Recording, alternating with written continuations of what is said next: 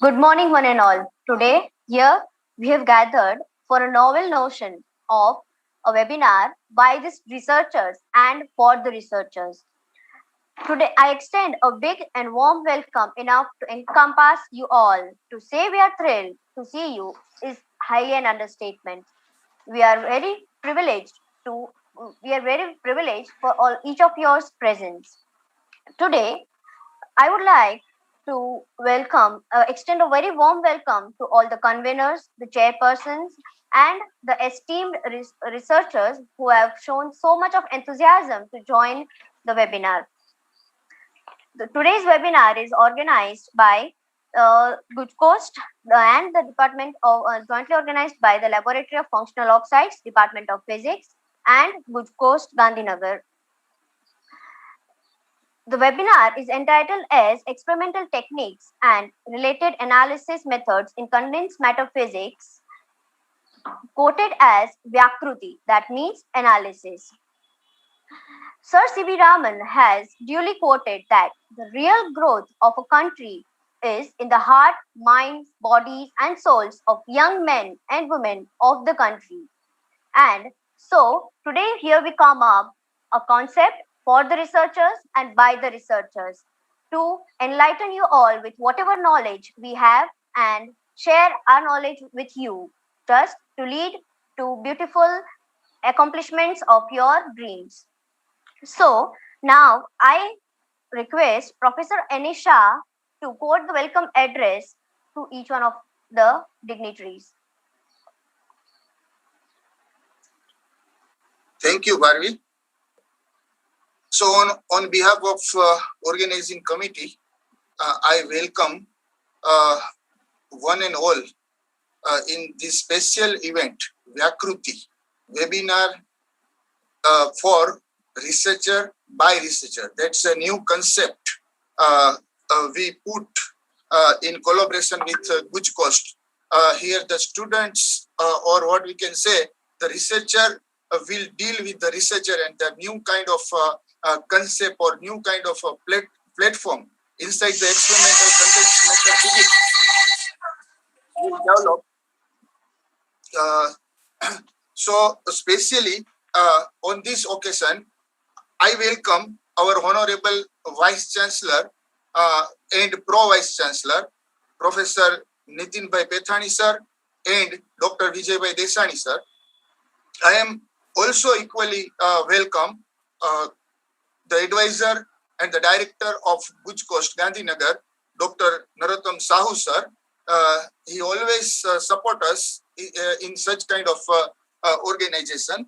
I am also equally welcome our Honorable Dean, Faculty of Science, my Guru, Professor Girish Bhai Bhimani sir. Equally, I welcome the other than Dean, Syndicate Member of Saurashtra University, Dr. Mehul Bhai Rupani. I am also welcome the chairman of these webinars, our head of department, Professor Mihir Joshi sir, and also welcome senior most professor Hiren Bhai Joshi sir. I am also welcome the conveners because this total webinar, which is based on the help of these all conveners or my colleagues, Dr. Piyush Solanki, Dr. Ashwini Joshi, Dr. Dhiren Pandya, Dr. Rupal Trivedi. I am also welcome the coordinators of this Vyakruti, Mr. Chintan Panchasra, Bharvi Hirpara, Hardik Gohil, and Vishal Vargama. I am also welcome the young mind and we can say the invited speakers of these 2 days, Himanshu Dahij, Dr. Keval Gadani, Dr. Vipul Srimadi, Dr. Kunansi Rathod, Dr. David Dhruv, Mr. Bhargav Rajaguru, Miss Bhagyasri Urvasi, Dr. D. Venkatesh.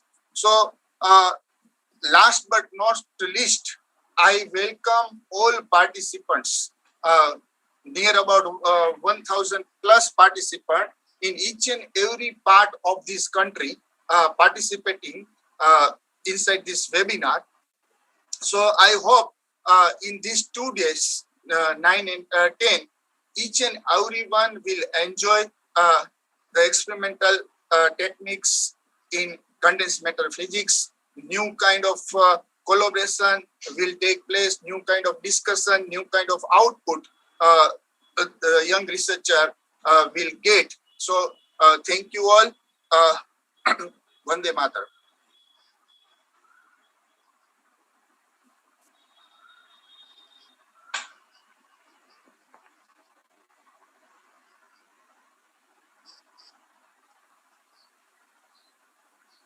Thank you, Nikesh sir.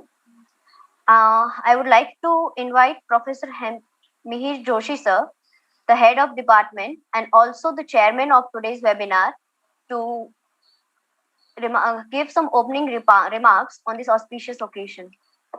Good morning, everyone. Honorable our Dean, Professor Girish Bhai Bhimani, my senior colleague, Professor Hiren Joshi sir, Sahu sir, Professor Nikesh Bhai, Ashwini madam, Piyush Bhai, and all colleagues from our physics department, and dear participants. It's a matter of joy and pride that Vyakruti is arranged by the students of our department, senior students of our department, PhD holders of our department, for the junior students. It's a one-to-one interaction. And we have made the interaction quite open through the virtual platform by telecasting it on the YouTube as well as on the Facebook on live platform. So it is a matter of pride for physics department. Let me take a few more moments for introducing our physics department. Physics department was established in 1979 by Professor R.J. Kulkarni, who came from USA and joined our department. In these years, we have graduated more than 1,500 MSc students and nearly 200 MPhil students, 150 PhD students. And we got a large number of research projects from GUJCOST, DST, ISRO, UGC, and BSR fellowships. And we have a large number of collaborations with the national laboratories. Large number of publications we made through our research projects. And recently we got a few patents from our department. And again, it is a matter of pride that the functional oxide group under the leadership of Professor Nikesh Shah is working very large in a very efficient manner. And under his leadership, a large number of students are working, large number of students are publishing papers and patents also. So the strength of the group is the large number of students and large number of research being carried out. Now, under this group, the functional oxide materials are having a large number of applications in the various fields. They are useful in computers, they are useful in the memory devices, they are useful in sensors, they are useful in the gas sensing devices, they are useful in ceramic technology, and we have a large ceramic industry nearby Morbi. So large number of collaboration we are expecting from our research group for industry also. So I make it a note that this is a very good activity, and this Vyakruti webinar is for the students, by the students, and it is arranged by the students. So it is a novel attempt by our group. I congratulate Professor Nikesh Paisa for inspiring the students to arrange this type of activities. I also thank our Honorable Vice Chancellor, sir, and Pro Vice Chancellor, sir. They have not joined because of their busy schedule. I'm also thankful to our Honorable Dean, Professor Girish Bhai Bhimani, for joining and also inspiring the students for such type of activities. And I am very much thankful to Sahu, sir, for remaining present and encouraging our students. So I thank all the faculty members. I congratulate the students. I congratulate them also. So thank you very much.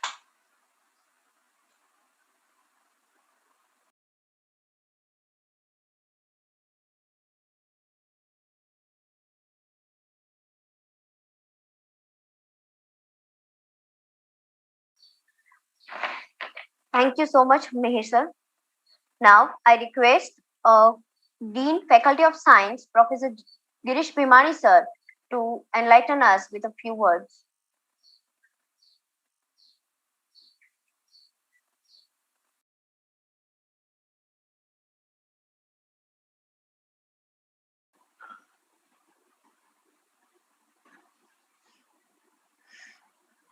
So today is I can say it's a historical day, or I can say that it's a golden opportunity for the Saurashtra University, particularly Department of Statistics and the Department of Physics.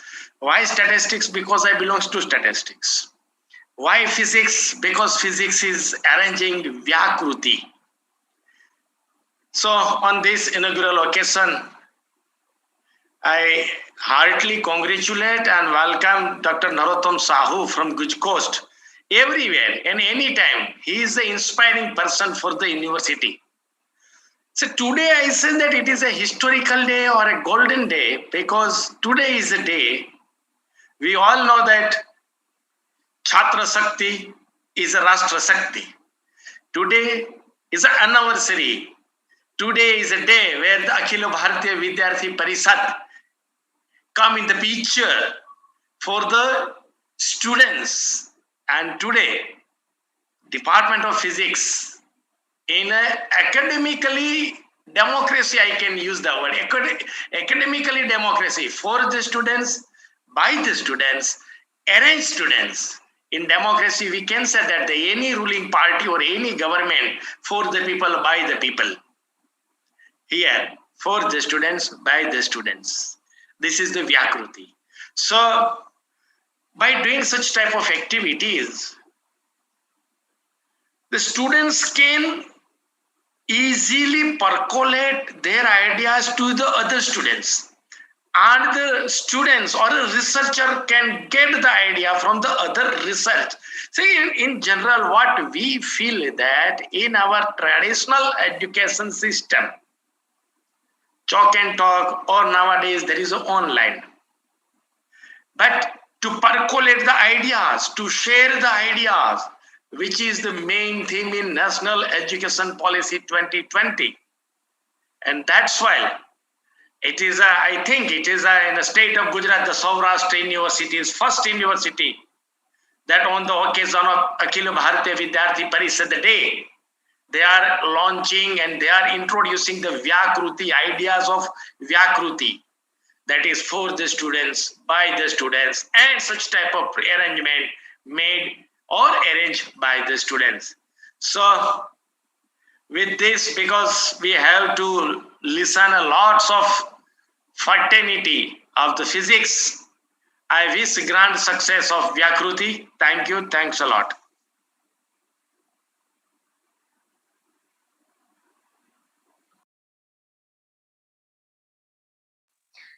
Thank you so much, Professor Girish Bhimani, for your encouraging words. Now, I request Dr. Narottam Sahu, Advisor and Member Secretary, GUJCOST Gandhinagar, to speak a few words.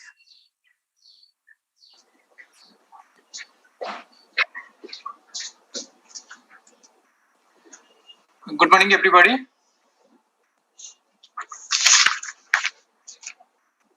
Respected Honorable Vice Chancellor, Sir, Professor Nitin M. Pethani, Sir, Professor Pro Vice Chancellor, Sir, respected Dr. Vijay Bhai Dasani, Sir, Dean of Faculty of Sciences, Professor Girish Bhimani, Sir, the Head of the Department of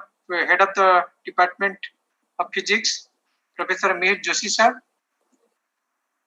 Professor Dr. Mehul Bhai Rupani, Sir, Syndicate Member, and our main convener of this very important program, Professor Nikesh Shah, all the team members of our organizing committee, especially Dr. Chintan, Dr. Bhairavi, and all the young faculties of this Vyakruti.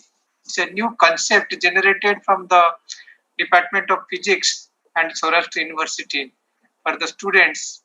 And this webinar is as Dean Sir and our Nikhil Sahab has mentioned, it is a webinar organized by the student and for the students.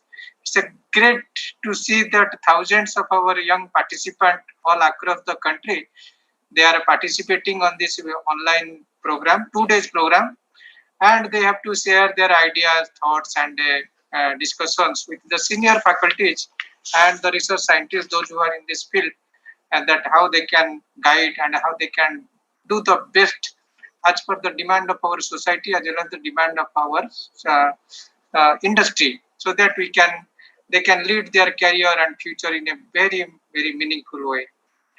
So I am very happy, and I would like to congratulate entire organizing team for this program and the Department of Physics and Saurashtra University for giving this platform for these students at this very challenging time. As the subject matter is concerned, condensed matter physics, it's a very exciting field of the study. We can say that it's a joy of this condensed matter. We can say that this Vakruti is not other than it can be introduced as to bring the joy of condensed matter physics, because as it has a very fundamental role, basic and fundamental role in every aspects.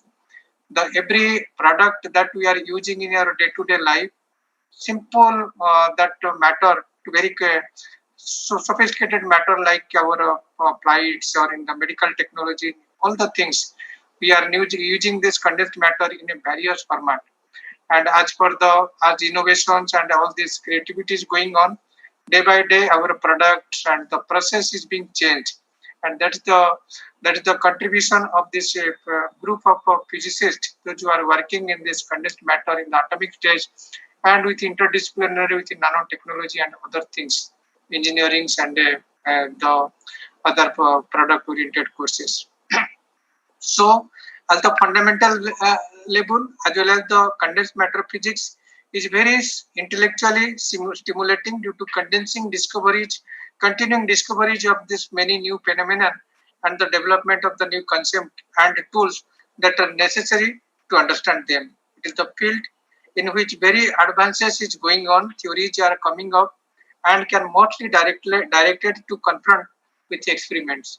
So with this new theories coming up, new experiments are designed up, and new demands are coming up. So integrating all the things, I think this Vakruti would be the right platform for our young researcher to get it motivated, get it inspired fast, and then they have to be discussed or mentored through our senior faculty or the domain experts in this field for more research, more inquiry-based studies and explorations. So I would like to congratulate entire team, Professor Joshi sir, Nikesh sir, and the young team, Chintan, and all the coordinatings. And I would like to also thanks all the faculties, those who are taking different sessions in a very interacting way.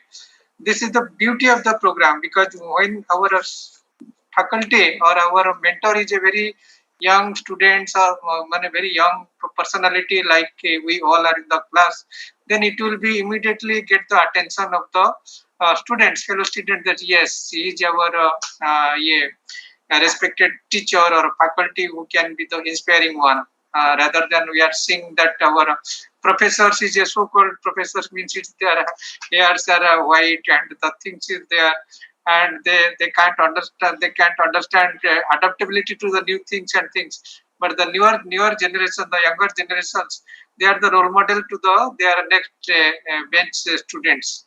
So in that way, I would like to congratulate all our faculties, and on behalf of GUJCOST, Department of Science and Technology, Government of Gujarat, we would like to put a record of our appreciations and thanks for all these faculties for these 2 days programs. And I hope their presentation, interactions with younger students, the PG and research scholars and young faculties, it will be motivate them to do a best in this field and contribute more to the society as per the demand. So I am very happy, and I wish my best compliments, best regard to one and all in these things. And we are looking forward for some sort of meaningful observations or explorations which can be converted to a good research project. Because as Nikesh sir and our Professor Joshi sir is known that GUJCOST is giving a good fund for further research. Suppose with these 2 days things, if you are getting some sort of a good research problems which can be converted or prepared as a research proposal and submitted to GUJCOST for necessity funding and necessity work, so GUJCOST would be very happy to support with these very frontier ideas and these things. And that way, so this webinar can be meaningful both for students, faculty, and the university department to grow and to support each other. Thank you very much, sir, giving GUJCOST as a patron to these programs. And we and our team is also liking that this message has to be reached more and more people, more and more faculties, institutions, and also giving a chance to me to share my thoughts and ideas with our younger generation. Thank you so much. I wish this program a grand success. Thank you.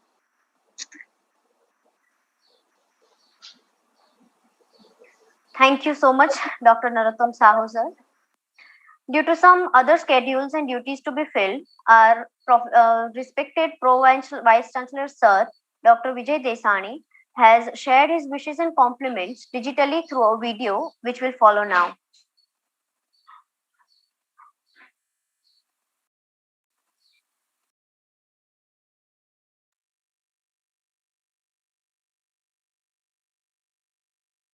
Namaskar and good morning to all.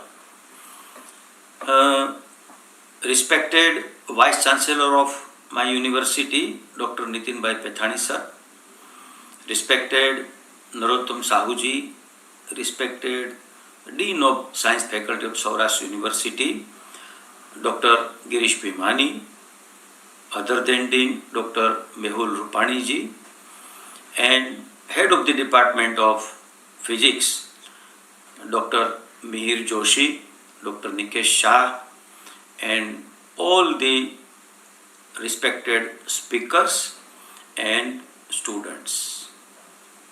On behalf of my university, I welcome you all. हमारे लिए ये गौरव की बात है कि Saurashtra university का physics department ये one of the top most जो भारत के टॉप 10 डिपार्टमेंट्स हैं उनमें से एक है। उनके लिए मैं हमारे HOD doctor Mihir Joshi, doctor Nikesh Shah सबको और उनकी टीम को बहुत बहुत बधाई देता हूँ। ये हमारा जो आज का प्रोग्राम हम शुरू करने जा रहे हैं 2 दिन का वेबिनार, वो उसका सब्जेक्ट भी बहुत इंटरेस्टिंग है और उसमें जो रिसर्च स्कॉलर है उन्होंने ही ये जो प्रोग्राम ये प्लान किया हुआ है। तो ये पहली बार हो रहा है कि this program is for the researchers and by the researchers. तो ये एक डेमोक्रेटिक स्टाइल में ये कार्यक्रम हम शुरू करने जा रहे हैं। 2 दिन के इस प्रोग्राम में हमारे साथ more than 1000 students have joined this program। तो पूरे भारत में से एक भी स्टेट ऐसा नहीं है कि जहाँ का रिप्रेजेंटेटिव इस प्रोग्राम में नहीं है। 2 स्टूडेंट तो यूएसए से भी ज्वाइन कर रहे हैं। इन सभी का मैं हार्दिक स्वागत करता हूँ। और हमारा जो फिजिक्स डिपार्टमेंट, सौराष्ट्र यूनिवर्सिटी और गुजकोस्ट और डीएसटी, ये सभी ये तीनों मिलके जो ये कार्यक्रम 2 दिन का कर रहे हैं उनमें स्टूडेंट को बहुत अच्छा अचीवमेंट्स बहुत कुछ मिलने वाला है। तो आप सभी स्टूडेंट को मेरी विनती है कि पूरे 2 दिन तक आप इस ऑनलाइन वेबिनार में वो जुड़े रहिए। दूसरी बात यह है कि इनमें एक ओपन सेशन भी है। बहुत सारे स्टूडेंट ने क्वेश्चन भी भेजे हैं। उनमें से ये 400-500 क्वेश्चंस आए हैं, उनमें से 100 क्वेश्चंस विल बी सिलेक्टेड और जो इम्पोर्टेंट क्वेश्चन होंगे उनका जवाब भी उनका सॉल्यूशन भी वो इसी वेबिनार में हमारे एक्सपर्ट लोग जो है वो देंगे। इसका नाम जो रखा गया है व्याकृति मीन्स एनालिसिस। तो वो भी एक संस्कृत वर्ड है और इट इंडिकेट्स ए लॉट। तो ये व्याकृति वेबिनार में आप सभी का फिर से मैं स्वागत करता हूँ और एक छोटी सी विनती मैं ज़रूर आपको करूँगा कि हम सब जानते हैं कि ये कोरोना की महामारी से हम अभी बाहर निकल रहे हैं। पूरे राज्य में, पूरे राष्ट्र में इनके केसेस है वो कम हो रहे हैं, मगर फिर भी हमें बहुत अभी ध्यान रख के आगे बढ़ना है। वैक्सीनेशन, सौराष्ट्र यूनिवर्सिटी ने एक ड्राइव लिया है विद्यार्थियों के लिए, भवनों के माध्यम से और कॉलेजों के माध्यम से। सौराष्ट्र यूनिवर्सिटी का हर एक विद्यार्थी परीक्षा से पहले वो अपना वैक्सीनेशन करवाए। सिर्फ अपना वैक्सीनेशन नहीं, अपने परिवार का भी वैक्सीनेशन वो करवाए। ये बहुत ही ज़रूरी है। वैक्सीन, ये कोरोना की महामारी के सामने लड़ने के लिए ये वैक्सीन है वो एक अमोघ शस्त्र है, तो इनका हम उपयोग करें। अभी भी हम सोशल डिस्टेंसिंग, मास्क वगैरह जो है उनका एसओपी का परिपालन करें। इतनी ही मेरी आप सभी स्टूडेंट को विनती है। फिर से आप सभी का स्वागत है। एंड जो हमारा physics department of Saurashtra university, we are proud of it. Thank you very much. नमस्कार। जय जय Garvi Gujarat.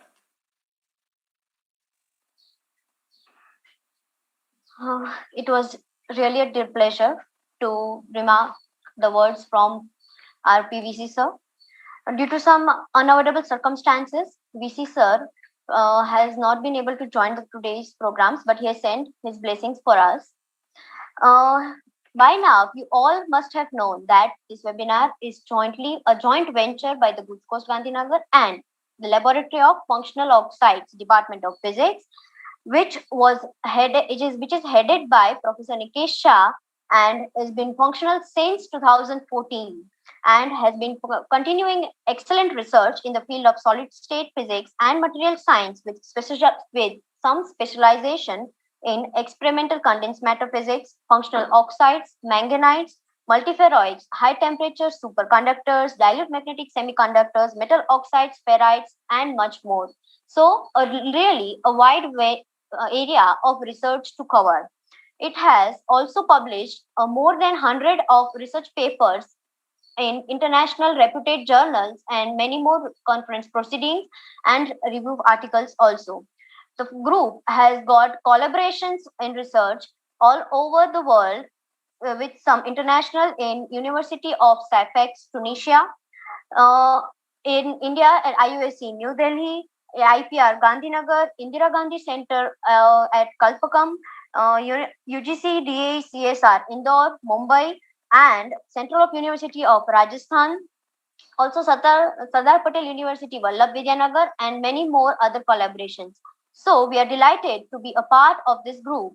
And now, so I request Professor Dr. Ashwini Joshi to express a vote of thanks to each of the speakers and dignitaries.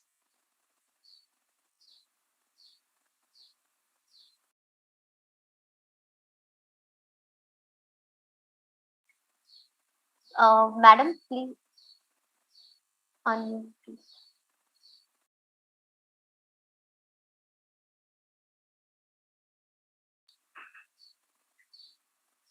You're not audible, ma'am.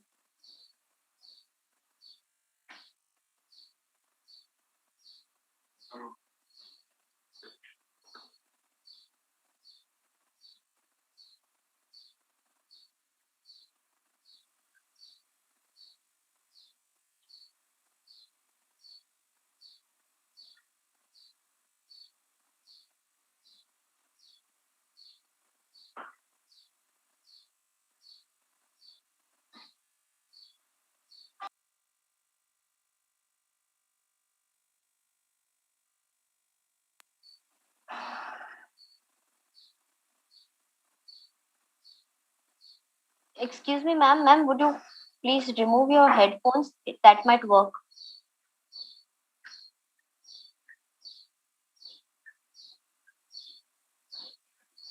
No.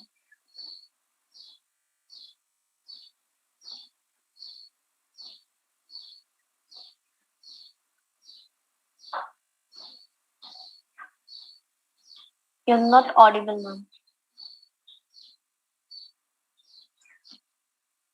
कोई बीजा में कोई बीजा में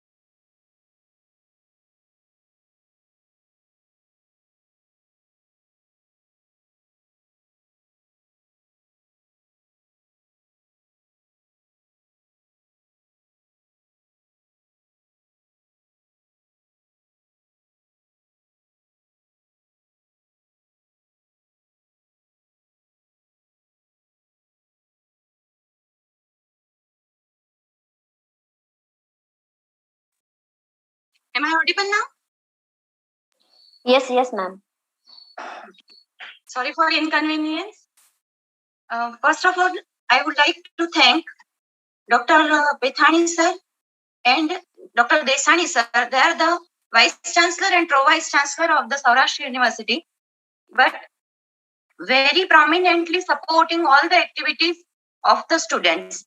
As Vyakruti is being the students' activity and the researchers' activity mainly, this pair had given very inspirational backup and the support. So I thank both of them on behalf of entire research team.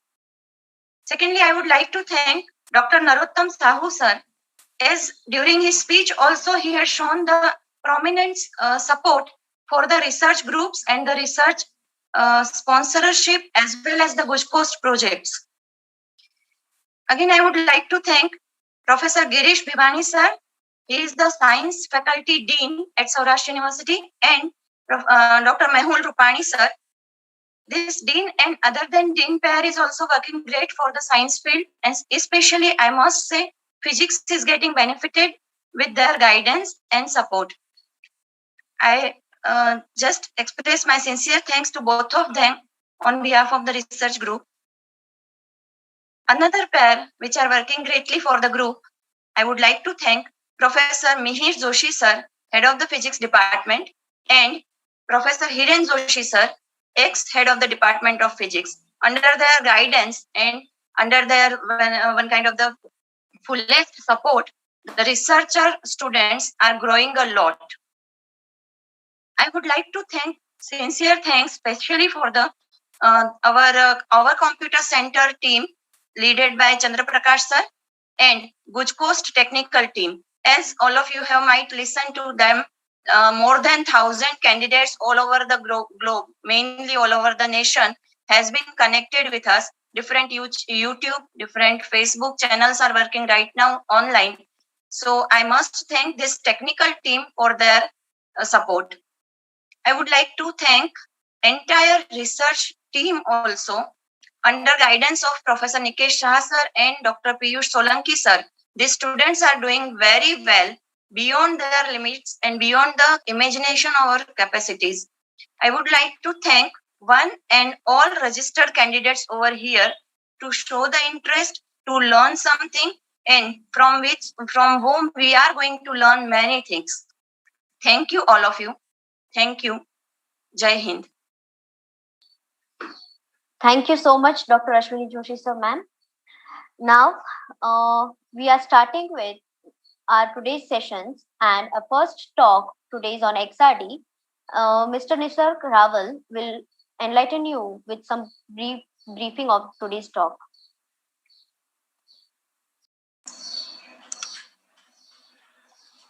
A very good morning to honorable dignitaries, speakers, and all the participants present here. It is my honor to introduce the very first speaker of this webinar, Vyakruti.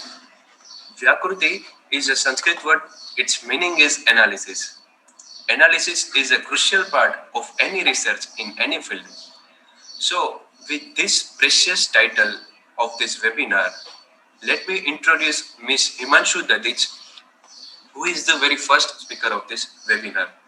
Ms. Himanshu Dadich is currently working as a project fellow in UGC DAE CSR Mumbai project and a research scholar at Department of Physics, Saurashtra University, under the guidance of Dr. Piyush Solanki. She has completed her MSc from Saurashtra University. She has worked on nanomaterials and nanocomposites till now and is currently working on manganite heterostructures. She is a member of International Association of Physics Students. She has currently published 4 international research articles in reputed journals. She is also an operator of XRD instrument in Department of Physics, Saurashtra University, Rajkot. Today, she will be speaking on X-ray diffraction of bulk and composite materials and how to analyze XRD pattern to fetch ample information of material like phase, crystalline size, strain, orientation of grains, etc. She will teach us the use of PowderX software to determine latest parameter of material, and then she will be mainly focusing on ritual refinements using foolproof software. So, Ms. Himanshu Dadich is heartily welcome to delight us with her knowledge of XRD and its analysis. Over to you, Ms.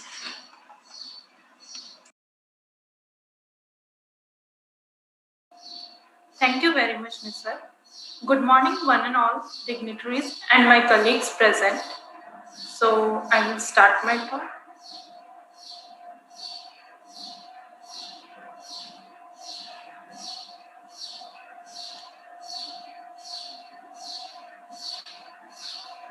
So, good morning everyone. I am Himanshu Dadich, currently working as a project fellow of UGC DAE CSR Mumbai project and a research scholar at the Department of Physics, Saurashtra University, Rajkot.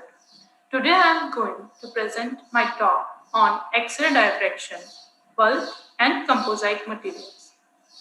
So, what we will be learning today is how we can study and determine the structure of a material from XRD.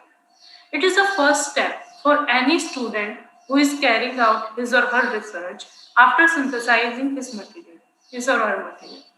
The XRD patterns provides us with lots of information like a phase of the material, crystalline size, strain, orientation of grains, and many other information.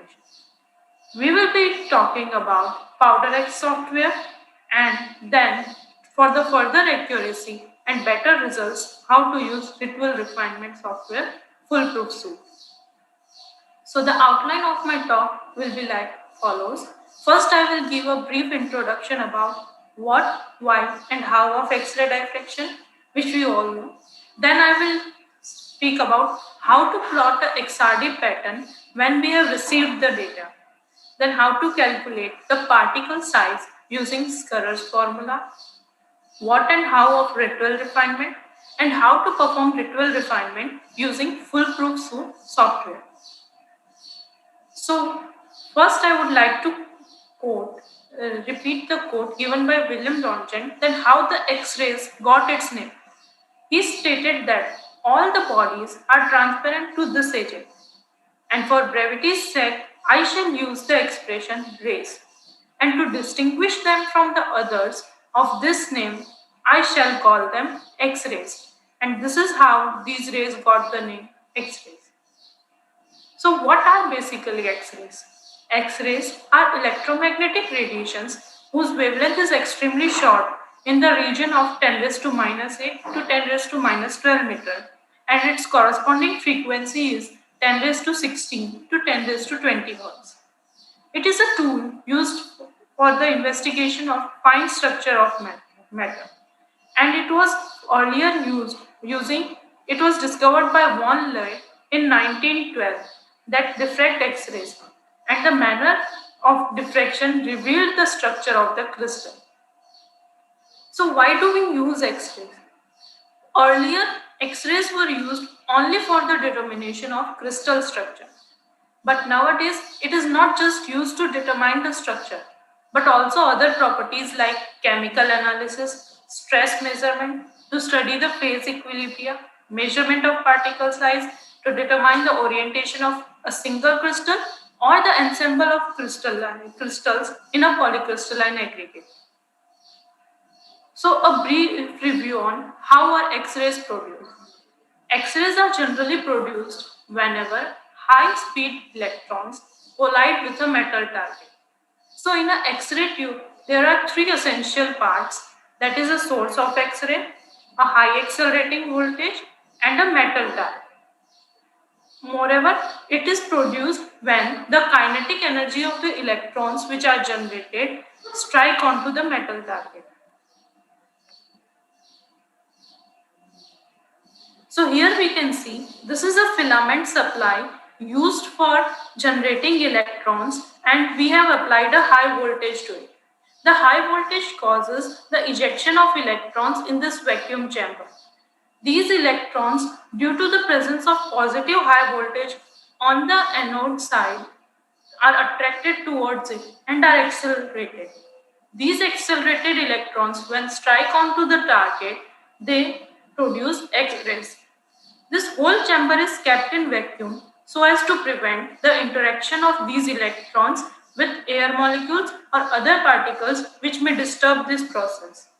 In order to cool this system, because when this much high energy electrons strike on the target, this system becomes heated. So the whole of the system is water cooled, and there is a small window from where, which is known as beryllium window, from where X-rays can come out.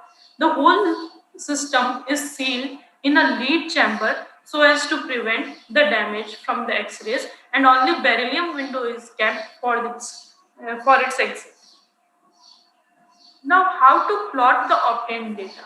Once we have got the data from the instrument, then how are we going to use it to plot it and obtain the information which we want? So the first basic software is PowderX software.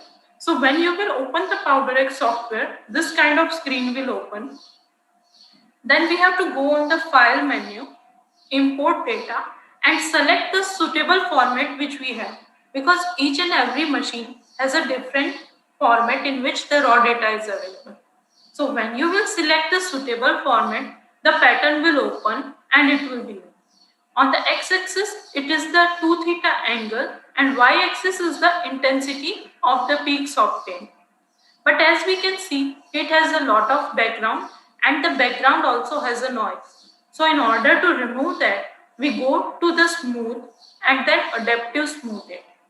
After pressing OK, we will simultaneously remove the background. So in the process menu option, we go to the background and sonar world background.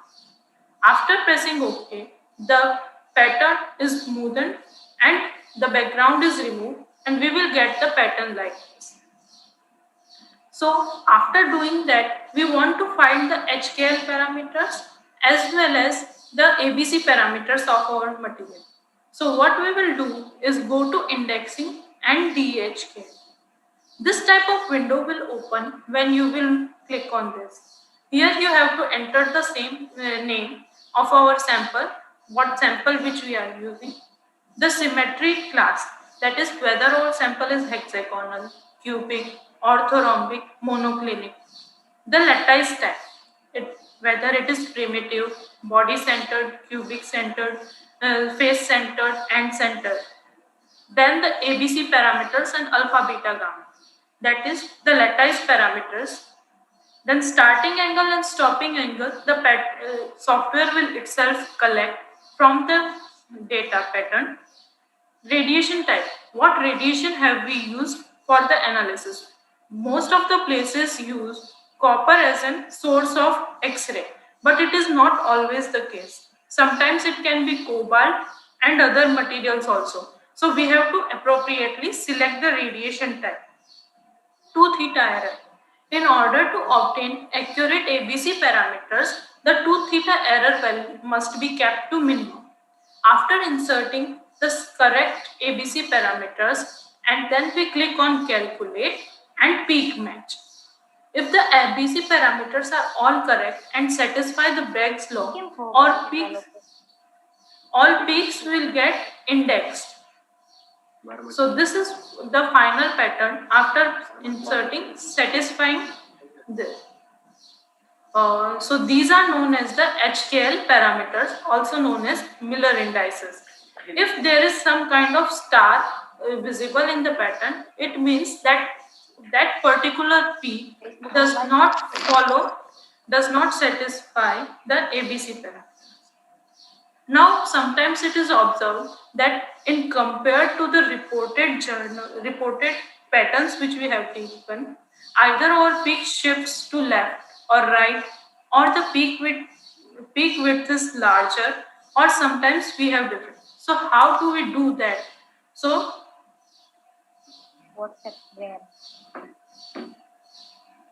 in order to see that, I will just a second.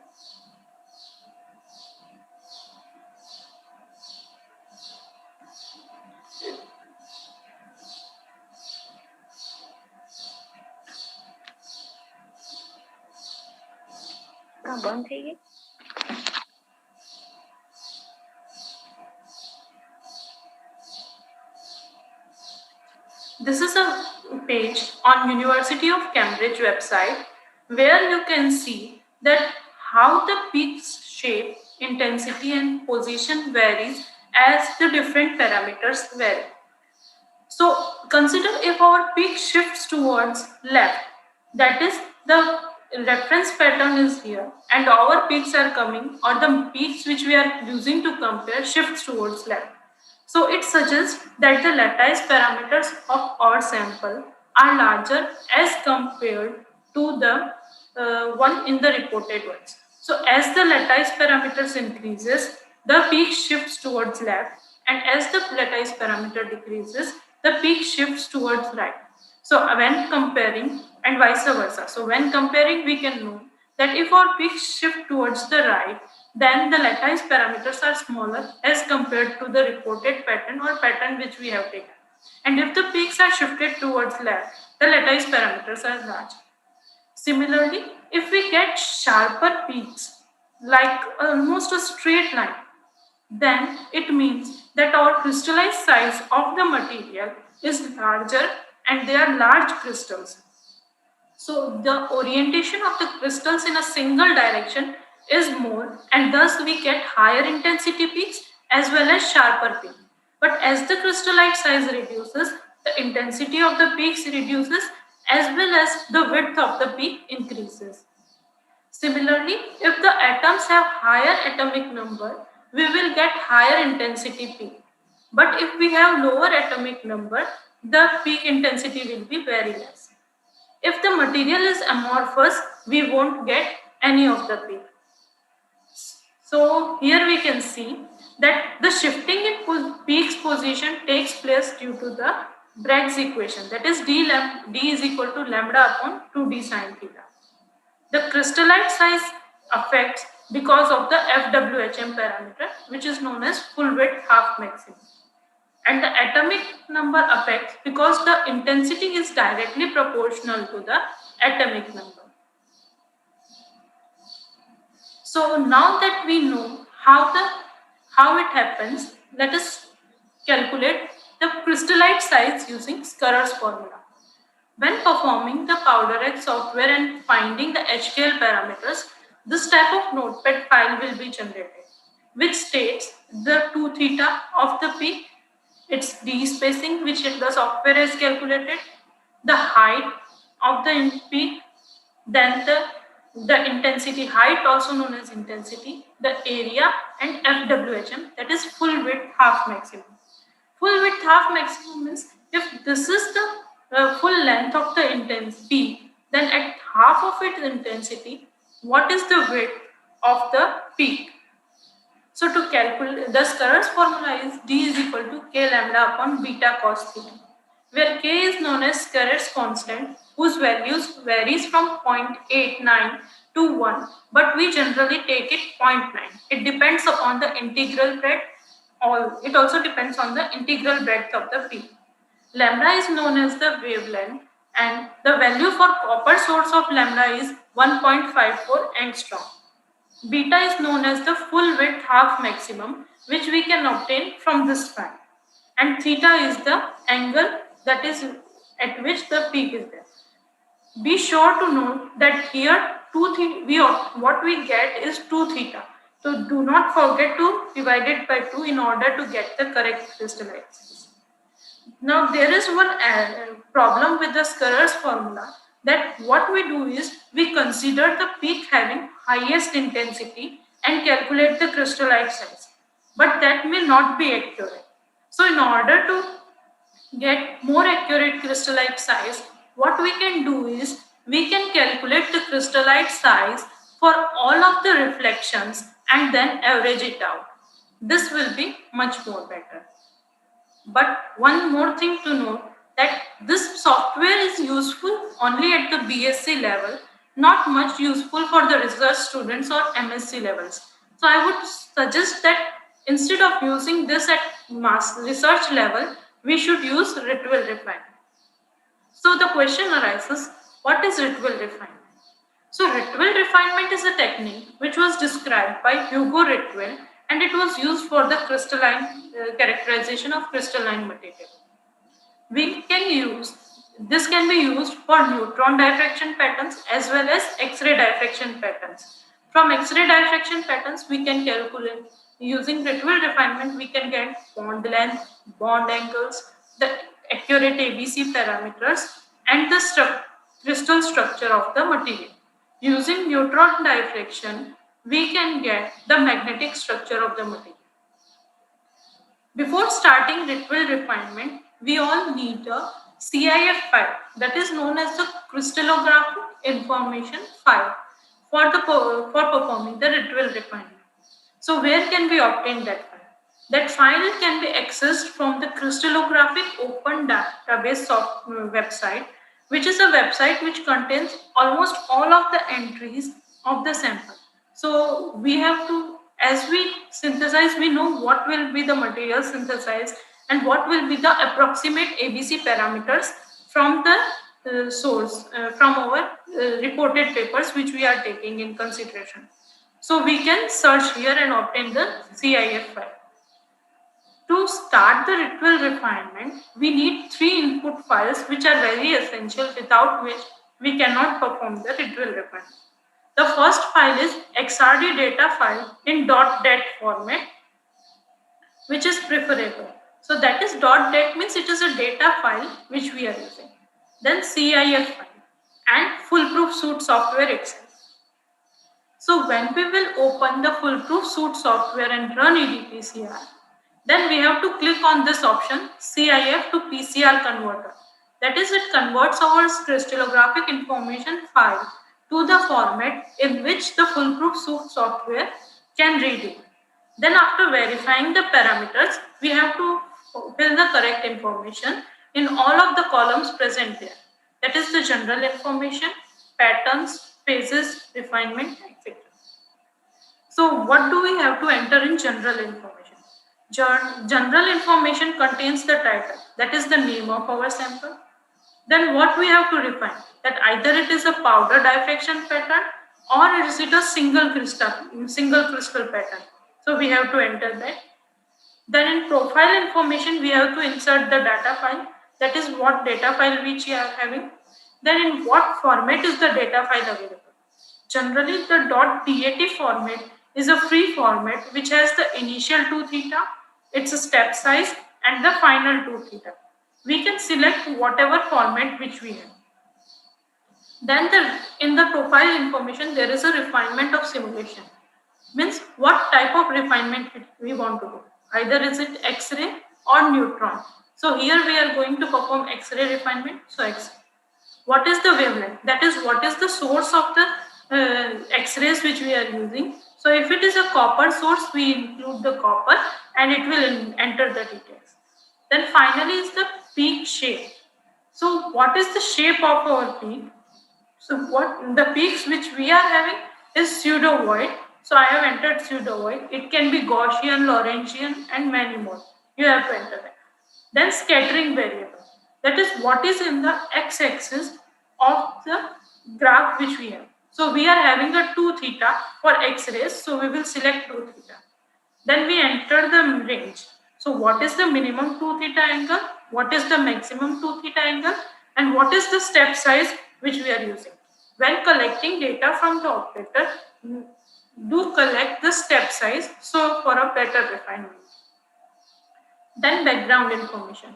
There are multiple background modes which you can select, but the generally used 4 modes are 6 coefficient polynomial function, 12 coefficient polynomial function, background file transformed by 4 coefficient expressions, and linear interpolation between a set background points with refinable height. The 6 and 12 coefficient polynomial functions are actually polynomials which vary as the software makes them vary. In 6 coefficient, we can refine 6 parameters. In 12 coefficients, we refine 12 parameters. If we want to manually select the background points, we can select them and enter the file using background file transformed by 4 coefficient expressions. And if we want that after selecting the background points manually, a linear interpolation must be performed by the software and height must be taken into consideration, then we can select linear interpolation between a set background points with refinable heights. Now, what is the pattern? So, pattern means that what pattern is contributing. First of all, check this checkbox. Current phase contributes to the pattern. It means we are informing the software that yes, this phase is at present contributing it. Then what is the type of pattern? Similar, the peak shape and the space group. If we are taking a CIF file, the space group or reflection list will be automatically taken by the software from the CIF file. This is the space group. As I have entered the CIF file, the information of the space group is automatically taken. Then refinement information, the cycles of refinement, that how many cycles we want. It can vary from 1 to 100, but it is advised to generally keep it to a lower number of cycles in order to avoid risk. Then we can refine background, instrumental values, we can refine the atomic position and profile. So the atomic position contains the number of atoms, its XYZ position, its thermal factor, its occupancy, and how is it dependent on the thermal factor. Here we can see that ZNO has only one type of oxygen, but sometimes it happens that a single atom occupies multiple positions. So here it can be sometimes O1 and O2. These are known as the Wyckoff position. XYZ are known as the positions which it acquires. B is the thermal factor, and occupancy is what is the percentage of occupancy of that particular atom in it. And the thermal factor can be anisotropic, that is with the varying direction and planes, its values vary, or it can be isotropic, that it is same in all over direction. If it is anisotropic, then we will have the number of anisotropic atoms here, and we have to enter its thermal values. The profile parameters are the scale, the overall thermal factor, the ABC parameters, its alpha, beta, gamma, and the FWHM or shape parameters, which are known as UVW and IG. After entering the correct information and when we have refined, this is the Run EDPCR button. After refining it completely, this is the final file which we will get. Here you can see the red data points are our experimental data. Black line is the calculated pattern from the software. Blue line is known as the difference line. And these green lines which we are seeing, they are known as Bragg's position. To determine whether the fit is good or not, there are 3 parameters which we should keep in mind. First is the chi-square value, second is the difference line, and third is the ABC parameters. The chi-square value should be as minimum as possible, but not less than 1. Because if it is less than 1, means there is some kind of error and you have to refine it again. The difference line. This difference line should be as smooth as possible. This noise or the variation in the difference line shows the difference between our experimental data and calculated data.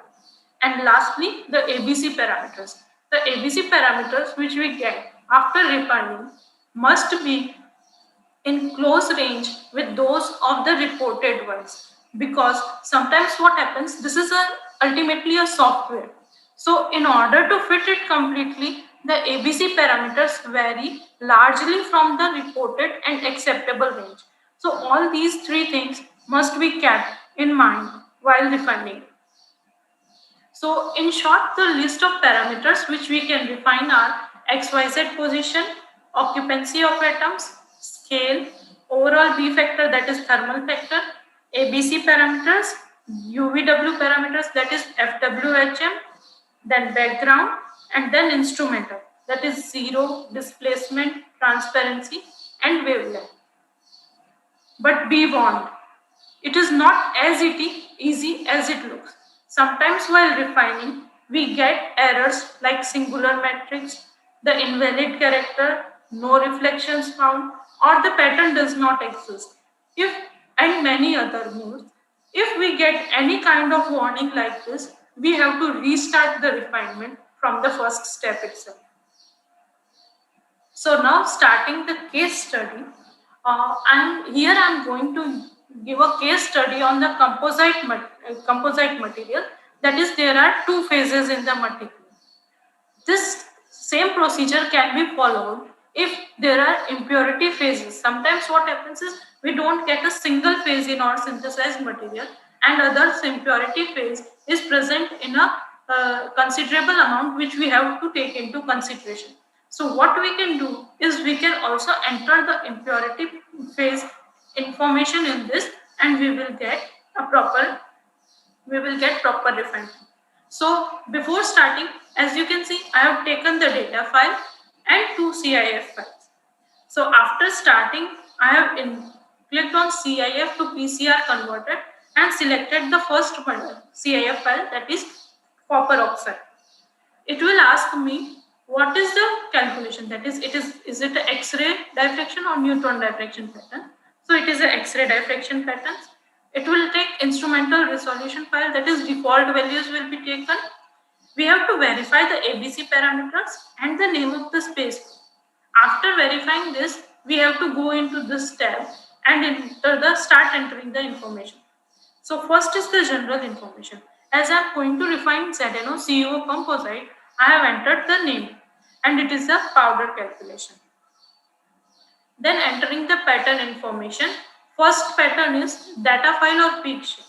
I have entered the data file and my data file is in the format of initial 2 theta, step size, final 2 theta, and the reflection values.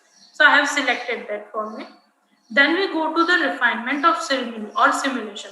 I am performing an X-ray refinement, so it is X-ray, and I have used the copper wavelength, so it will be copper. Then pattern calculation or peak shape. The shape of the peaks of my material is pseudo-void, so I have selected pseudo-void, and I have 2 theta on the x-axis, so it is the scattering variable. The range of my data is 20 degrees to 80 degrees, and my step size is 0.02, so I have entered them respectively. Then I have selected the 6th coefficient polynomial background. Then entering the phase information. It is a mixed phase because it is composite. So what will be the contribution to the pattern? Yes, this current phase contributes. It is an X-ray pattern. The peak shape is pseudo-void, and the reflections will be automatically taken from the space group. The symmetry or phase information of atoms.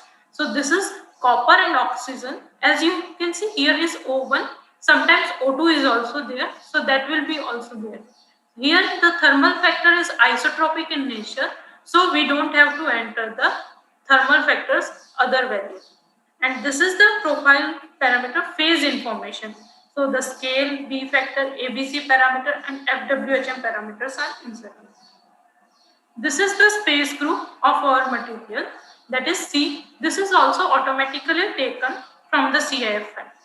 Now we cannot enter the second phase information using a CIF file. We have to enter it manually.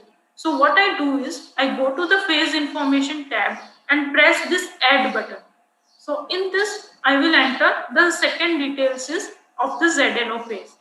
Again filling the information, that is pattern contribution of the X-ray, entering it, then its ABC parameter. Here you have to enter the ABC space group manually. After entering the space group manually and clicking on this button, these symmetry operations will occur. Then in the refinement information, go to phase 2. Don't go to phase 1, go to phase 2 and click on the atomic information. After entering the number of atoms and in entering all of the details, we will click OK and enter the phase in profile parameters. That is the scale, ABC parameters, alpha, beta, gamma values and UVW parameters. Then we will click on the Run EDPCR button. This is the icon to run the EDPCR pattern and we will obtain this kind of tab. So here you can see the difference line is very noisy. The patterns calculated and experimentals are not matching with each other and the chi-square is 236, which is very high. So first what I will do is I will refine the scale because the calculated pattern, that is which we have taken from CIF, has a very high intensity compared to what I have. So I will refine the scale and this will reduce the difference between both the lines. And as you can see, this chi-square has reduced to 200. After that, I will refine the overall B factor. First, for the phase 1 of pattern, so overall B factor, it is reduced. Then for the phase 2, I will reduce it. After that, I have refined the first background. So after refining the first background, as you can see, the chi-square has reduced significantly to a 38 from 194. So we can say that there was a lot of background which was causing the difference. After that, I have refined the second parameter of the background, third parameter of the background. One by one, we have to refine it. Keep in mind that you should not refine 2 or more than 2 parameters at a single go when you are starting to refine the parameters.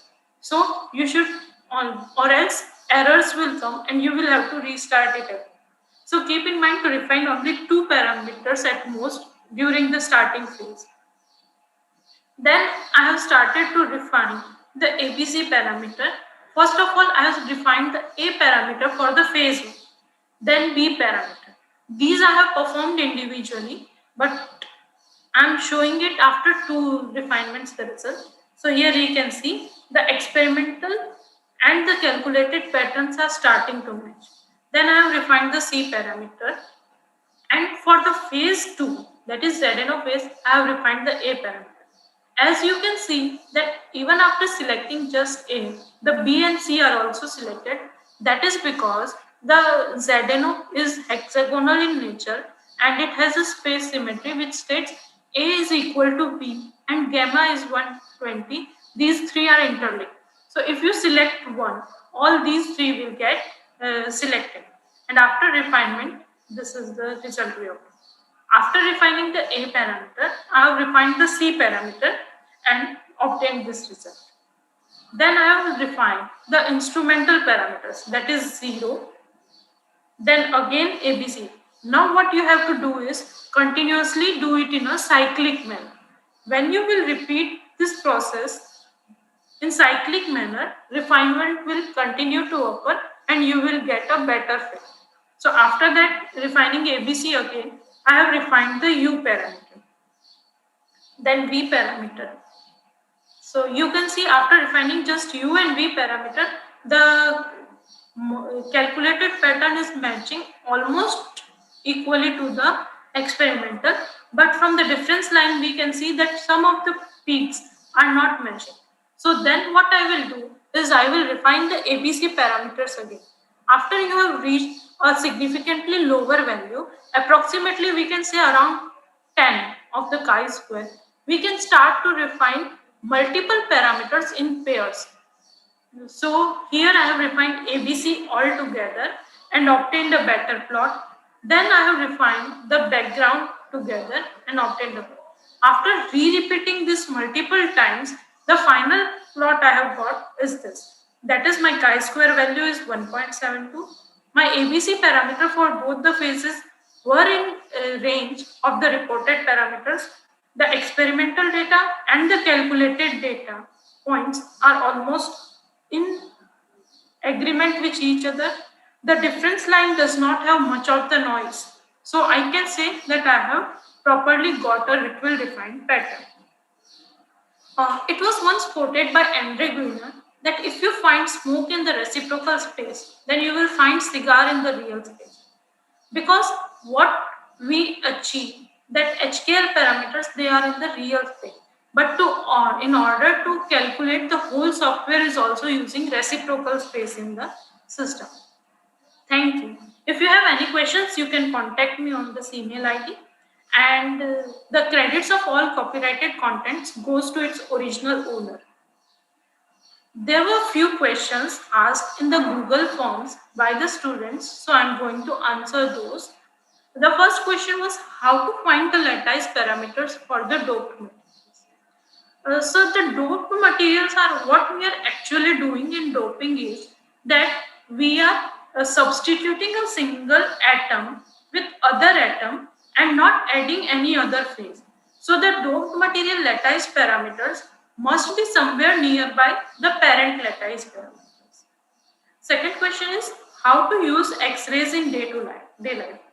Actually, it is more common than we can think. Like when we have to detect the broken bones, X-rays is used. Then in the airport security and body scanning, which we are using to detect the dangerous materials, X-ray is used. It is used in radiation therapy. It is used in radiation therapy to treat cancer and tumor cells, and also it is used by historians to detect whether the arts or paintings are actually old enough or they are just fake materials. Any easy method to determine sample in XRD? No, there is no easy method to determine samples in XRD. When you are performing a reaction to obtain a material and you are synthesizing a material, we know what results we are expecting and what phases can be possible. So what you can do is match the obtained patterns from the ICDD or JCPDS file and you can get it done. Analysis for medicine by XRD. Yes, and during the synthesizing of the medicines, what we do is we track at each and every step of the medicine to study the pattern, because from the pattern we can know whether the morphology of the material is there or not. Thank you.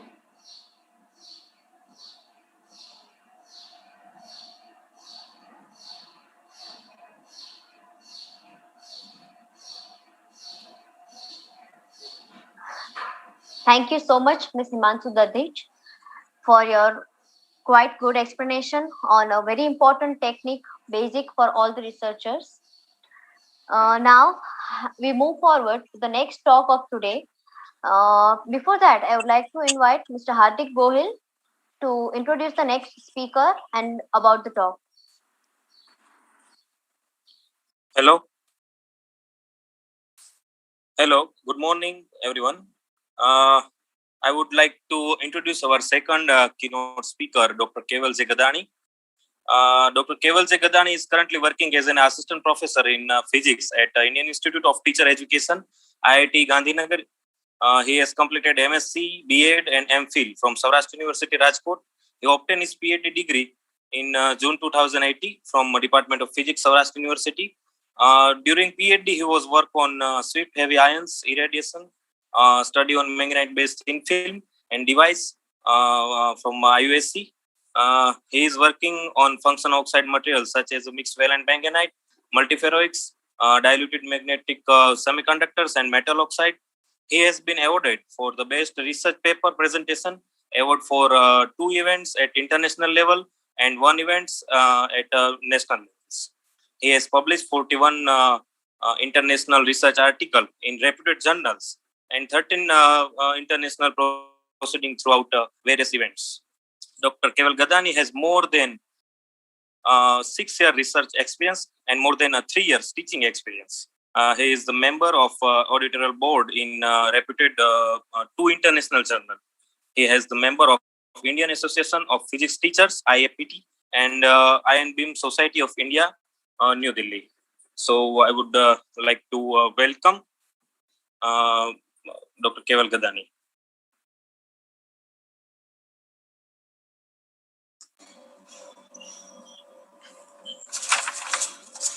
Thank you very much, Hardik. A very warm good morning to all of you.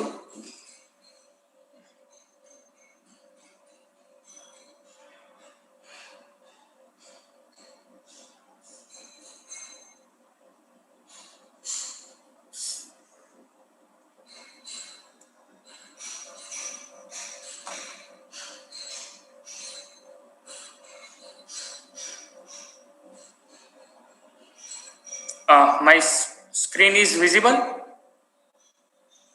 Yes, sir, it is visible. Okay. So, first of all, I would like to thank my home pitch, my home background, means my playground, Department of Physics and Saurashtra University, GUJCOST and DST for providing me such a good opportunity and to platform to discuss some most important analysis part regarding the functional oxide-based thin film devices. So myself, Dr. Keval Gadani, working as an assistant professor, Center of Education in Indian Institute of Teacher Education, Gandhinagar. So today I will talk about structural and microstructure. This is a very 2 important property on oxide-based thin film devices. Okay, so thin film is my my criteria. So today I will talk on only thin film devices. So the plan of presentation. So as you know, analysis is very important part in the field of research, and I'm very happy to discuss this 2 properties, structural property and microstructure property, with you. So my dear student, few of the students already started their journey in the field of research, and few of the students, they just enter and first step of research. So how can I do the best research? How can I do the best analysis? This is the very important things. So today I'm very happy, and today I would like to discuss these 2 property, okay, and how you can give your effort, and how you can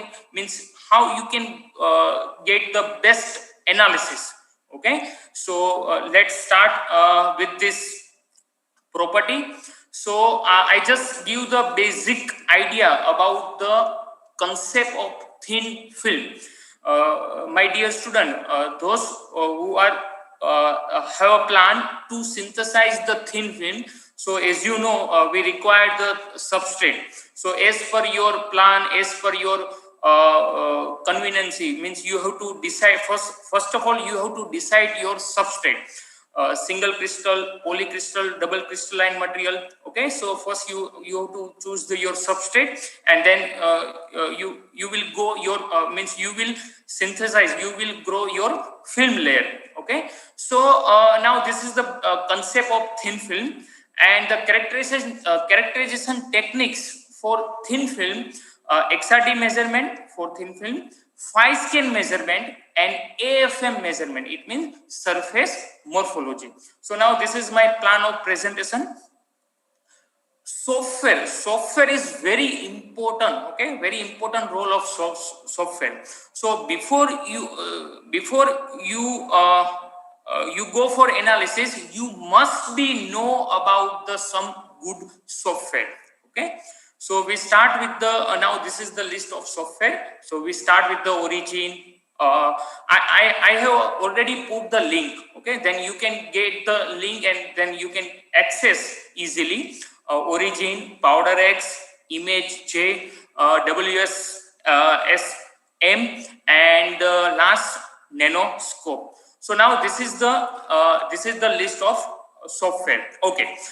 Once you have planned to you have planned to research work on in the field of thin film. So you must be referred some reported paper. Okay, how it look like. So let's see some reported work. So we start with the in this paper you can see the XRD measurement and phi scan measurement. Dear student, I must say, listen me, one good observer can learn many more. Okay, so one you are become a researcher. So if you want to become a good researcher, then observer is very important. Okay, so once you whenever you refer some good research paper, so you can observe some data, you can observe the some how they did this, how they analyze the some typical and complex graph. Okay, so now here we can see here XRD measurement and phi scan measurement. Second paper, in this paper again you can observe the XRD measurement and here AFM. So it look like this. Okay, it look like this. So now here you can observe the number of peaks, so many number of peaks. So it means the polycrystalline growth. Okay, it say that it is the polycrystalline growth. And for the surface morphology, you can calculate the average RMS roughness and random selected grain size. Okay, so later on one by one I will talk. One more paper, one more case study, means one more reported paper. In this paper, it is the thickness depend film. Okay, once I am talking about the thin film. So sometimes you may be observe the thickness dependent study, 100 nanometer, 200 nanometer, 300 nanometer. So thickness dependent study. So how we go for the lattice strain. Okay, so from the lattice strain you can get the idea more about the in analysis part. Okay, so later on I will discuss also. Okay, so now first of all I will talk about the substrate. What is the concept of substrate? So here I can here in front of you I can use the two graph. First graph is for the reference purpose. This is the SRTiO3. This is the substrate. Okay, first graph. And the in this graph only the one layer, okay, NiO, one layer is already grown. Second graph, again same substrate SRTiO3, but in this graph, okay, you can observe the two more film layer. One is BTO, it means BaTiO3. This is the name of material, because we are going to discuss the functional oxide. Okay, so manganites, multiferroic, ferroalkali, it is the variety of materials. And one more is BFO, it means BiFeO3. In these two different graph, but substrate is common. So what I am telling you, if you in both the graph, if you see the first peak, so first peak is common at the 2 theta. You can see that this is the 23 degree. Okay, so 23 degree, it means in the both, this is the two different graph, but substrate is common. So what I am telling you, the substrate peak is common. Substrate peak is common for a particular substrate. Similarly, if you see this second peak of this substrate around the 26.5 degree. So first of all, you have to, whatever you choose your substrate, you just confirm your substrate peak, number one. Okay, chalo, now let's start our analysis part. So first of all, you should follow some step. So first step is confirm substrate peak, number one. Second, observe film peak. Third one is separation. Did you find any separation between the substrate peak and film peak? Did you observe? Chalo, number 3. Number 4, lattice mismatch. Once you observe the separation, once you observe the some gap between the substrate peak and film peak. So it indicates lattice mismatch. And once you get the lattice mismatch, then you have to calculate the strain value. So we have one formula to calculate the strain value. And last but not least, once you get the strain value, so it may be positive and negative possibility. So let's understand this all the flow chart step. Okay, we take one example. So in front of you, you can get the one XRD peak. First of all, here the SNTO. This is the substrate SNTO, and the one manganite layer. Okay, RMNO3. One manganite layer is successfully synthesized on this SNTO substrate.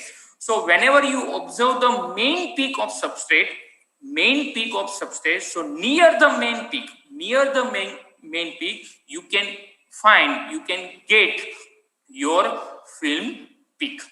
Okay, so now it is the confirmation of whether your film grow is done, yeah, not. So now second step is, did you find the separation? Yes, you can say here we can find the separation. Okay, film peak and substrate peak. So we have to calculate the lattice strain. So what is the formula? So now in my screen you can get the you can observe the formula. So the formula is D substrate minus D film upon D substrate into 100. So what is the D? So in previous talk, Miss Himanshu, she very well explained about the D spacing, and she also talk about the some powder X, and okay. So now we have to go for the powder X, and with the help of powder X, we can get the value of D substrate and D film. So now let's see. And once I just want to tell you, okay, once you get the positive value, so it represents the tensile strain present in your device. And once you get the negative value, so negative value, it's represent the compressive strain present in your device. So now moving ahead, so now you can see the, first of all, you can see this is the our graph. I with the help of this Powder X software, I just get the idea about the 2 theta value, D, height and area. So now you can get the 2 value. So now you can see D substrate at 2 theta value is 46, around 46, and the D okay, and the D film, okay, around the 2 theta 47. So I am putting this both the value in my equation, okay, and further mathematical calculation, nothing else, and finally you can get the value 1.60 plus 1.60. It means tensile strain present. Okay. Here, dear student, here one point you just note down here, the film peak on right hand side. Okay, आपकी यहाँ पर film की peak है वो right hand side है. Okay. Suppose if you observe the film peak on left hand side, it means before substrate peak, then so now let's take the another one example, one case study, one reported work. So in this film, silicon substrate and the YCMO, okay, yttrium calcium manganese oxide. So now this film layer successfully grown on this silicon substrate, and here you can observe that this film peak on left hand side. So again, if you do the calculation and then resultant, you will get the strain value, but strain value is minus. So it means this represents the compressive strain. Okay, so I hope you get the clear about the positive value and negative value. It means on right hand side So tensile strain, it means positive value. On left hand side, if the film peaks so on left hand side, so it represents the negative value, it means the compressive strain present in your device. Okay. Now next topic is 5-scan measurement. 5-scan measurement, listen me, this 5-scan measurement is only for thin film. Only for thin film. So now here for our reference purpose, we have to take the two plot which already reported in reputed journal. So in this two plot, plot number 1 and plot number 2. So whenever you observe the 5-scan, so it look like this. Okay. So first of all, what is the difference between these two plot? So first plot is only the single layer. Okay, and the second plot it indicate the double layer. Okay, most of the student, okay, a few of the student they want to grow the two bilayer film. Okay, so for you can go for the 5-scan measurement. Okay, so single layer and double layer. So in single layer, you can observe the first of all, why we go for the 5-scan? Why we go for 5-scan? So just confirming the crystal structure symmetry. Okay, you in MSc time you already learn about the 7 crystal symmetry. So the just confirming the crystal structure symmetry and epitaxial growth of film layer. So here in the first figure, you can observe the 4 peaks, each separated by 90 degrees. And it confirming the cubic symmetry and the epitaxial growth of this LPSMO layer on SNPO. Now similarly in the second part, the double layer. Okay, so in this second graph, you can observe the same 4 peaks. Okay, you can observe the 4 peaks, and all the 4 peaks, they are separated by 90 degrees. So suggest cubic symmetry and the epitaxial nature of the film. But if you go the zoom, then you can get this small separation between the, because here we are in the second graph, we are talking about the 2 layer. Okay, so in this 2 layer have some separation.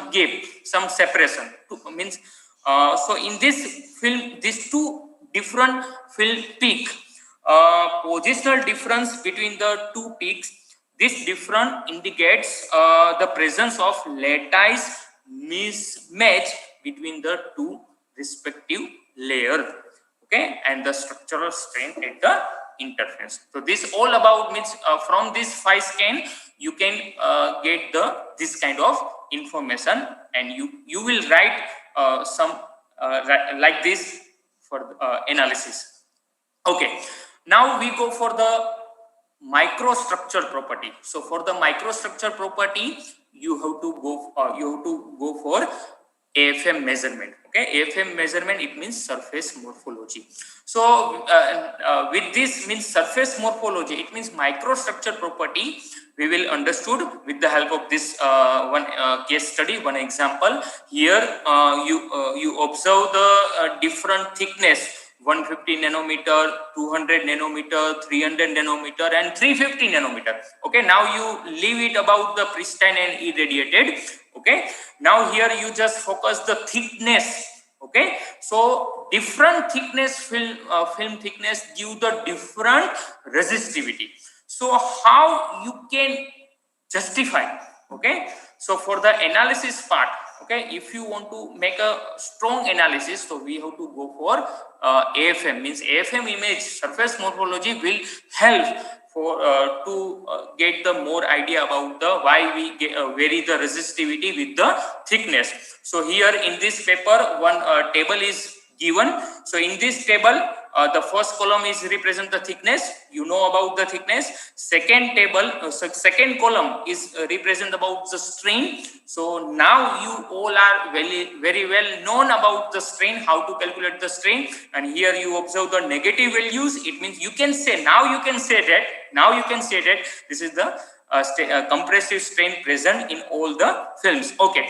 Now, what about the other two columns? One is the surface roughness and second column is grain size.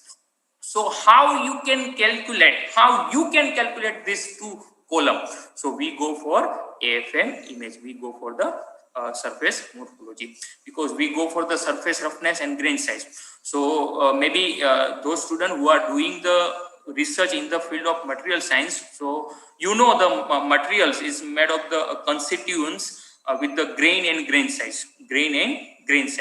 So in your material, the insulating part and conducting part, means metallic part, both are present. Okay, so it is the intrinsic property of the material. Okay, metallic part and insulating part. So how you can get the idea? Okay, which part is dominant? Insulating part, metallic part. So surface roughness and grain size, it gives get the idea. Okay, which part is dominant in your respective in your device, means in your material.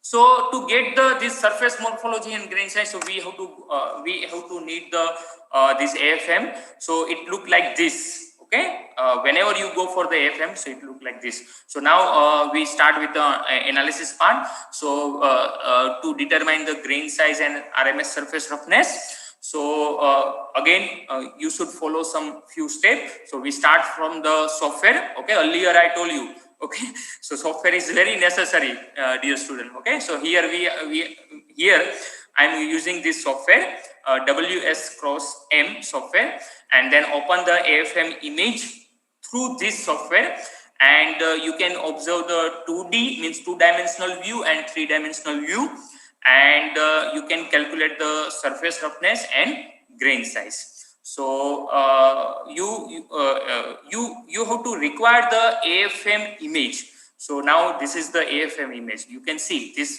image like this. Okay. So we, if you want to do the analysis, so we earlier I told you we need this software. So once you, in your computer, in your PC, you just open your software. Okay, and then once you open your software, so now here you can see this is the so many menu: file, edit, view, window, and help. So we go for the file. So once you click the file and then open your AFM image, so you search your AFM image and you select your AFM image. So it look like this. So first of all, the first option is top view and 3D view. Top view and 3D view. So once you select this is the 2D view, but once you select the 3D view, then it look like this. Okay, so now this AFM means this, I am telling you, this is the surface morphology. So this film possesses the island like a granule surface structure, and you can get the your material, the grain size. Okay, means RMS surface roughness. So sometimes you observe this kind of 3D dimensional view in reported paper. Okay, so you can get from this. Okay, now earlier I told you, further you can get the idea about the surface roughness. Okay, now next, how you can calculate the grain size. Okay, but in this further, if you go the surface roughness analysis, so in your screen you can see the one tool. Once you click the through this software, once you click, and then you can get the idea. You can get the roughness analysis, and once you click, and then you can get this kind of histogram graph. And then you can get the idea about the maximum height, and then you can get the idea about the RMS surface roughness. Number one. Number two, once you if you go for the grain size and then go for process, menu. Okay, go for the process and then select the profile. Select the profile, and then you can anywhere you just select the particular area. Okay, because earlier I told you our material is made of the grain and grain size. Okay, so here you can observe the so many number of grains. So you should calculate the average grain. So for the average grain, you should select the particular area, and in this particular area you will get this kind of graph, and from this graph you can calculate your grain size. Okay, so this all about the surface roughness and grain size. Okay. So thank you very much. Thank you everyone. And now if you are further, if you want to learn further, so if you want to discuss with me, then I already given my mobile number and email ID. So thank you very much once again. Now the session is open for questions if you have.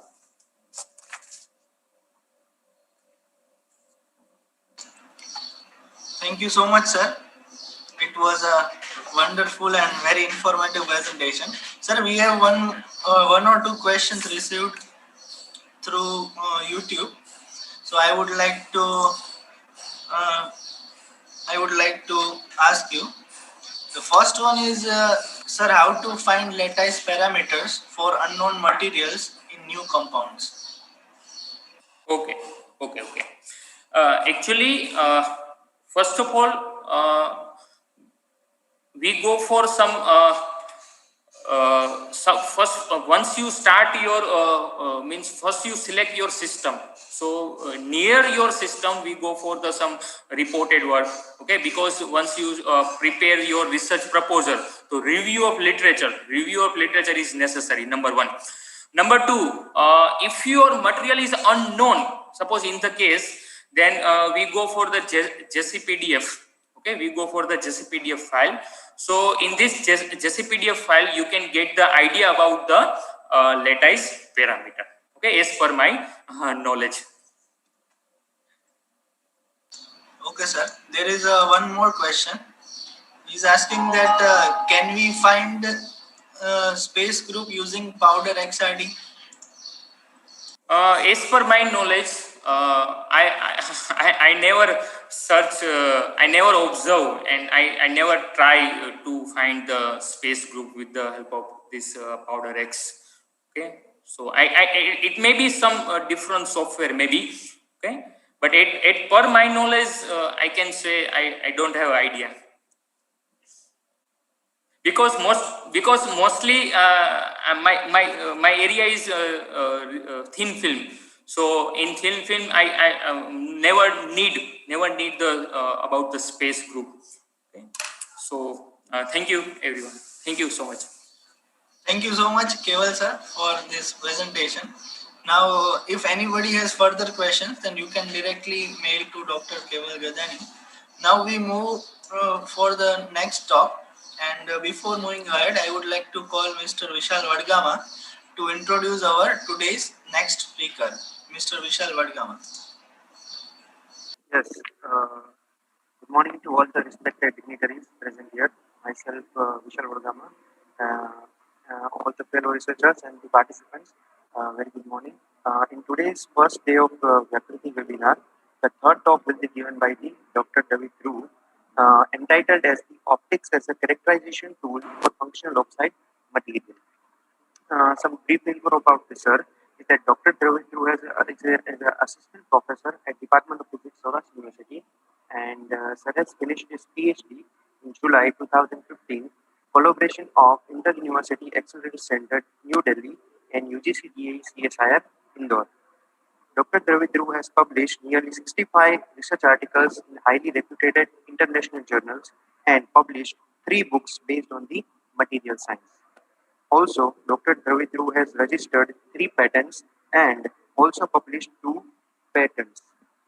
Dr. David Dhruv's area of expertise is in the field of condensed matter physics and functional oxide materials. So, without wasting any further time, I would like to welcome Dr. David Dhruv.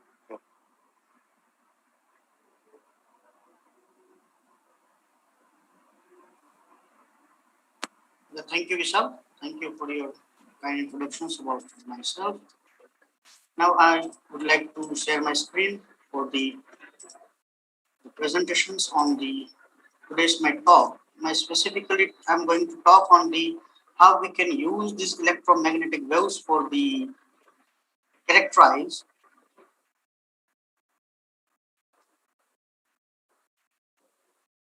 how we can use these electromagnetic waves to characterize the functional oxide materials. Basically, as we know that the whole world, what we can observe, what we can see by our naked eyes, that could be only possible by the some visible spectrum. So it means that we are observing, we are analyzing the materials, the world, by using some electromagnetic waves. So today's talk is that on the particular that phenomena, how we can use this electromagnetic wave, that's different segment which we have prepared, like gammas and X-rays and UV rays and ultraviolet and all these things, how we can use to analyze the substance. Okay, so let me start on this webinar, experimental technique and related analysis mathematical physics.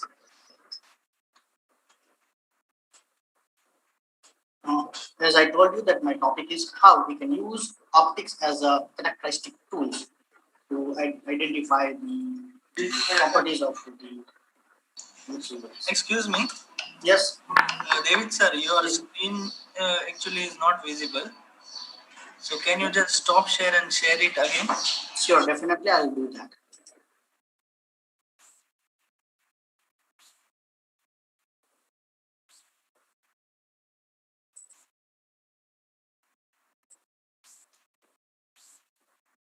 Is it visible? No sir, still it is not.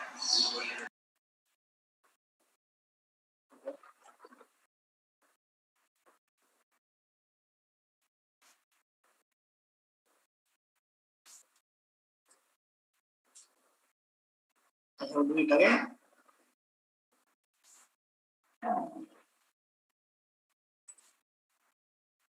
So,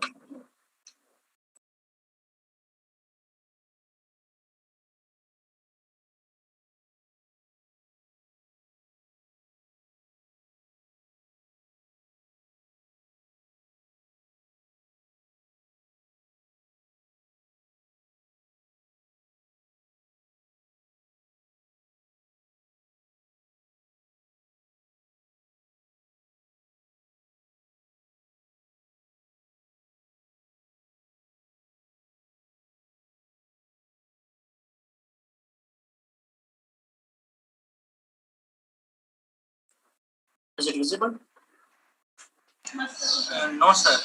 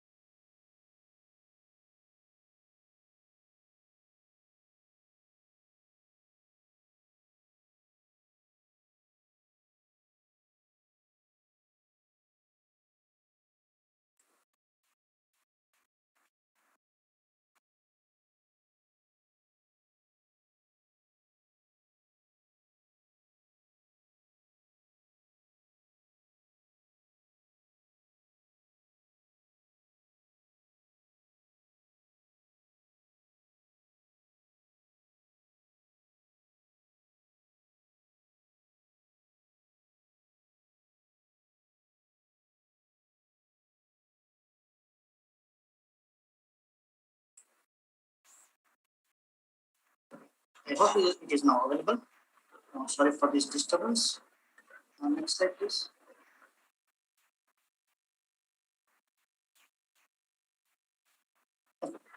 So basically, this optics have this characterizers tool, and we are also using these optics for various purposes.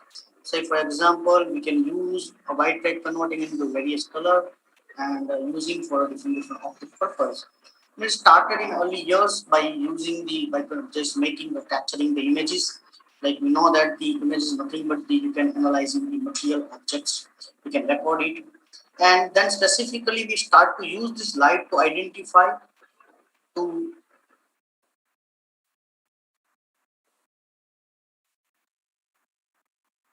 identify or to characterize the sample. As you can see on the screen that we have just put one visible spectrophotometer, which shows you how you can pass through the sample. Some absorption, some interactions of light should be there, and due to that interactions, you can analyze the materials. As I told you, this electromagnetic wave has a huge spectrum, and these electromagnetic waves have categorized in different segments like gamma rays, X-rays, ultraviolet, visible spectrum. This is the only spectrum which gives you visibility or to observe the world. Whatever the material characteristics surrounding you, you can observe it by the visible spectrum only, infrared, micro, radio wave, etc. Next slide.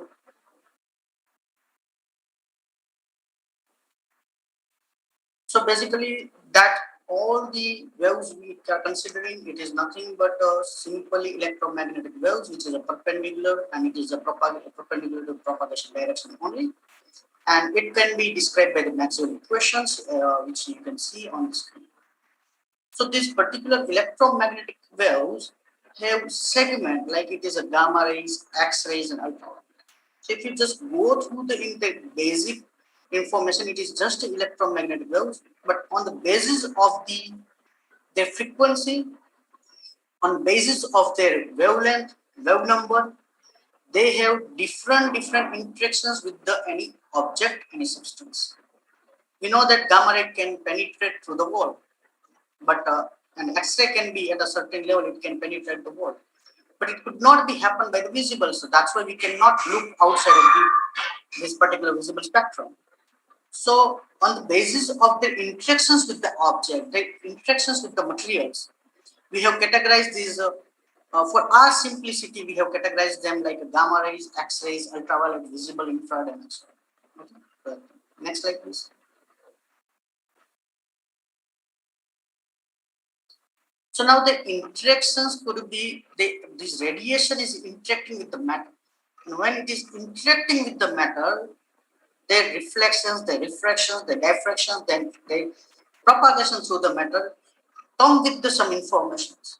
And that informations we collectively get, and we can analyze any material, any substance, either it is in an organic form or inorganic form or anything else. So that's why this radiation is very important to identify or analyze the material. Say, for example, in today's first talk given by the Miss Himanshu Datichi, she explained the X-ray, how we can use the X-ray to identify or to explain the material's structure. Okay. And then Dr. Keval Gadani also described how we can use that data and how we can analyze that for our simplifications, how we can get the information about the structures. So this is the phenomenon on the basis of their states of energy. They're interacting with these electromagnetic waves with the various with the different way, and due to that, we are observing. We can analyze the substance. We can analyze the materials. Next, please. So this is the whole spectrum which we have describing. You just come to know that these, as I told you, that this what we have separated. This electromagnetic wave, that is on the basis of their interactions, the interactions with the matters. Say, for example, these gamma rays have a very high potentials to interacting with the matter. They can go through any dense material, and that's why they have in medical uses also. It can be useful for the curing the cancer patient, And nowadays, new technology, this X-ray with the high energy also comes to interact that. Okay, so that is about the interactions with the human body or non-living body or any materials. We are segregate in different formats. So this is the spectrum which we are using for the different aspects, and they have different applications in this world. Next, please. These are some units which describe the energy of these electromagnetic waves, and that is simply you can say E is equal to HV, means Hc upon lambda, and you can describe that in various name like electron volt. For us lambda, you can describe like 1 upon centimeter or meter, or for hertz, etc. Next, please. So by using this electromagnetic wave, we have developed some techniques of a spectroscopy.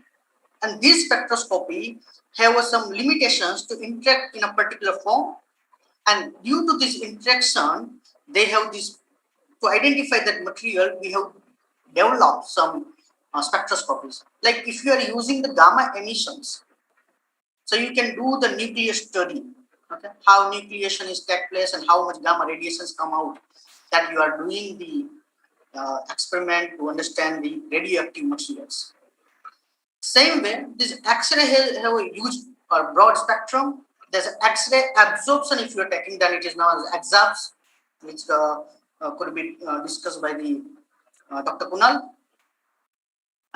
X-ray emissions, X-ray fluorescence, as well as X-ray diffraction, which is described by the Dr. Ms. Himanshu. So this X-ray is a preliminary substance. The X-ray will pass through the material. If there is absorption, how it absorbs, what kind of the mechanism take place, and you can analyze some information. You can characterize some information about that material. If there is some emissions could be there. If there is some fluorescence effect is there. If it is diffracted through the atom, then you can analyze the different property by using the same source of electromagnetic waves, which is X-rays. And that's why these X-ray have a huge particular applications, and there is a lot of technique which is based on this X-ray. And basically, the X-ray are interact with the inner electrons of the atom, and you can get the information of their positions and their the electronic activities at energy structure levels. Vacuum ultraviolet absorption method is there, which interact with the bonding electron, the electron which is responsible for the bonding with the nearest molecule, nearest atom, that you can analyze. Same with ultraviolet and visible absorptions. The ultraviolet and visible absorptions, which we are going to discuss today in depth, as well as this ultraviolet and visible spectrum, also useful for emissions and for fluorescence spectroscopy.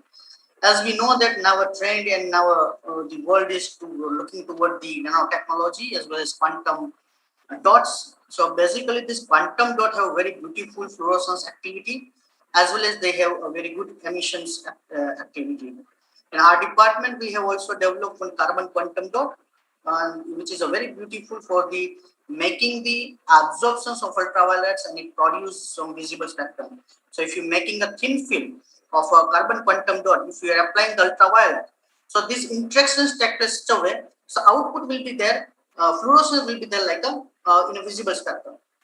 So it is like a protection, give you protections from the ultraviolet in a various applications. So that thing.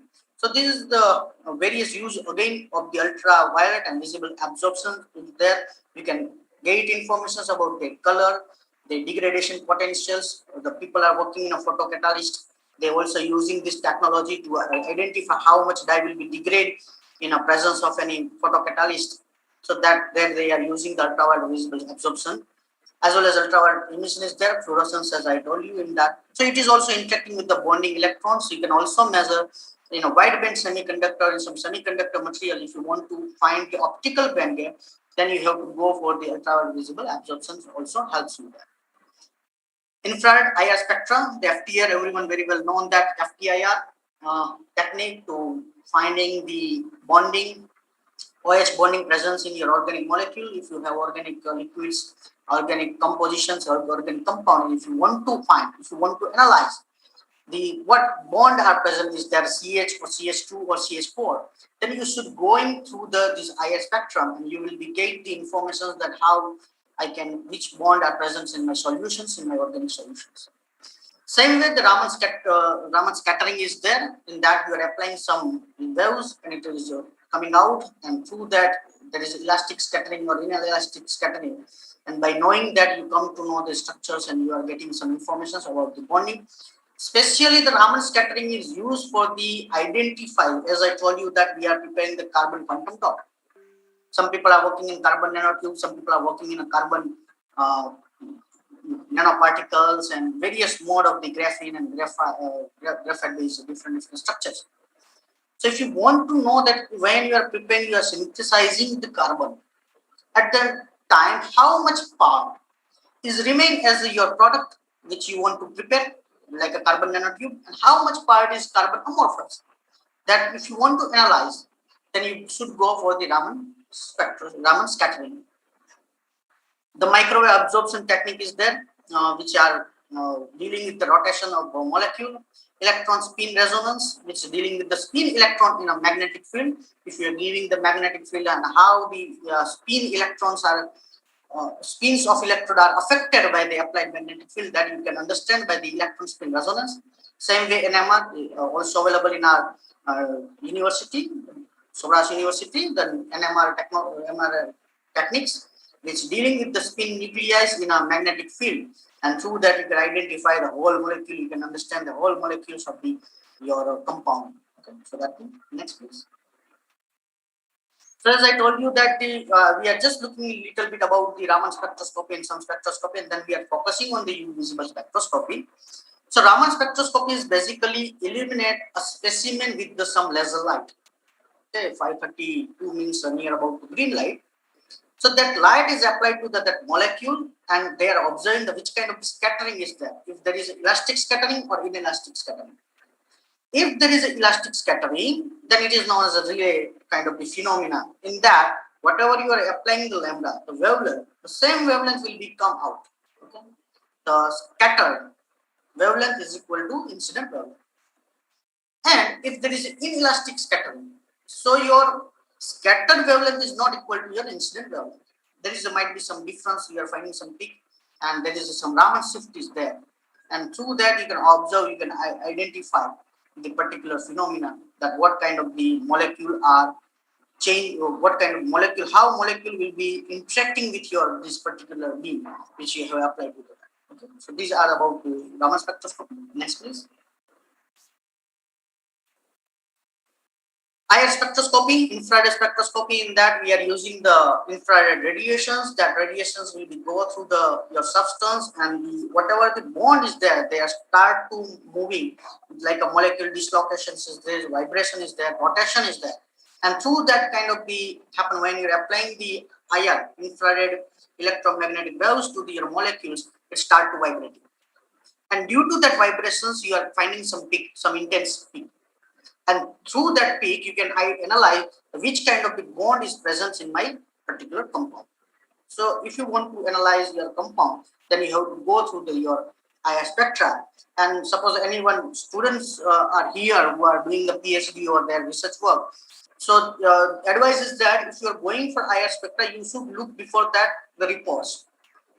What IR spectra region? What region? It is in far IR, in mid IR, or near IR, which IR you require, at which IR you are, at which infrared wavelength, okay, near about in that range, you're observing possibility of your observing your molecules. On that region you have to take your data. Okay, it is not like that you are starting from the far infrared, you are going to the near IR infrared region. Okay, this whole region you don't have to swap.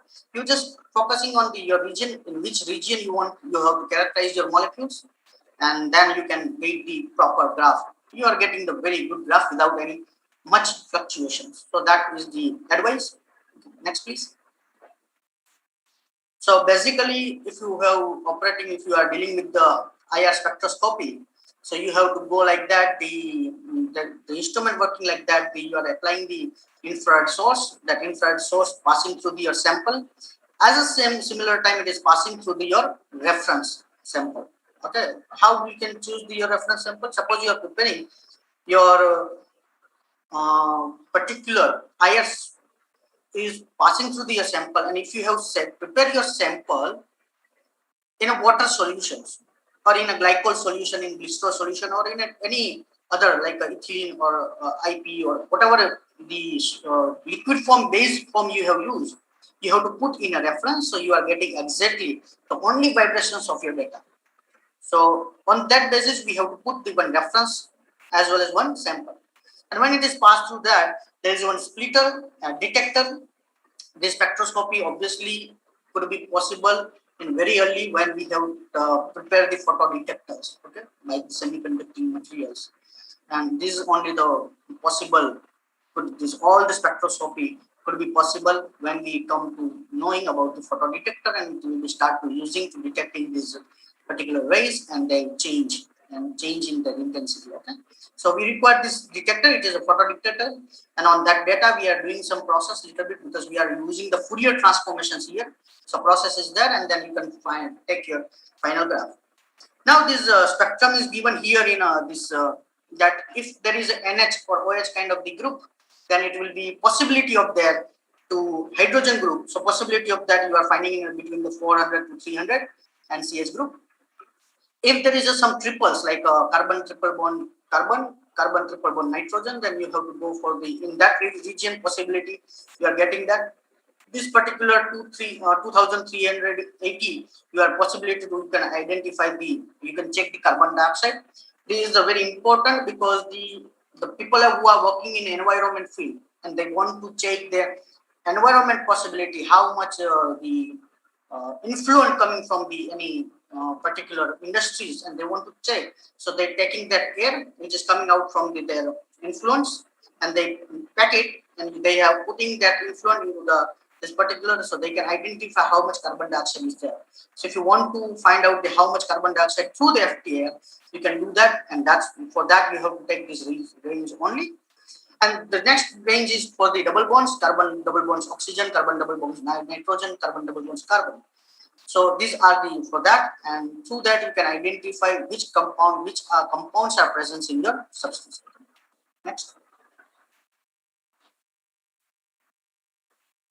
So this I have put here one informative only. For example, the FTIR of the formaldehyde. In that you are observing that in formaldehyde there is a CH2 asymmetric stretch is present, symmetric stretch is present.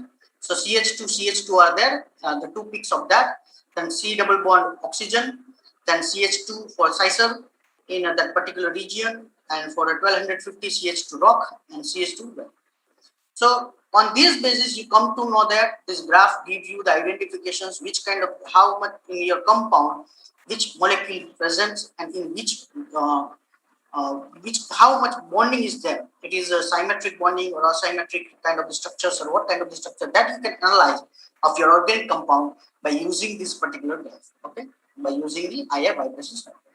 Next, please. So these are the two distinctions between the Raman spectroscopy as well as FTIR spectroscopy. The FTIR is sensitive to the functional group vibrations, especially for the OH. Stretch in a water, good studying in a substituent on the organic molecules. If you have organic molecules, if you have some dye, and if you want to categorize, if you want to analyze it, the FTIR is very good tool for you. Usually needs some preparations of transmissions and good sensitivity, good microscopic technique. Whereas Raman can give you a selective carbon double bond carbon, carbon triple bond carbon, distinguishes diamond carbon from the amorphous carbon. Okay? So if you want to just making this distinguishing, this technique, Raman is very, very important for you. Studying backbone vibrations of the organic chain, if there is a organic chain in your compound, you can go for the Raman also. These little sample preparations, not much like a FTIR, it is little sample preparation is that fluorescent light can swim, right? Raman light, fair sensitive and good microscopic technique. Next, please. So now we know that nowadays in a television world, the television world going to converting from the cathode ray tubes to the LCD and LED kind of the systems. and to making such kind of the visual displays, you have to go for the some luminescent materials.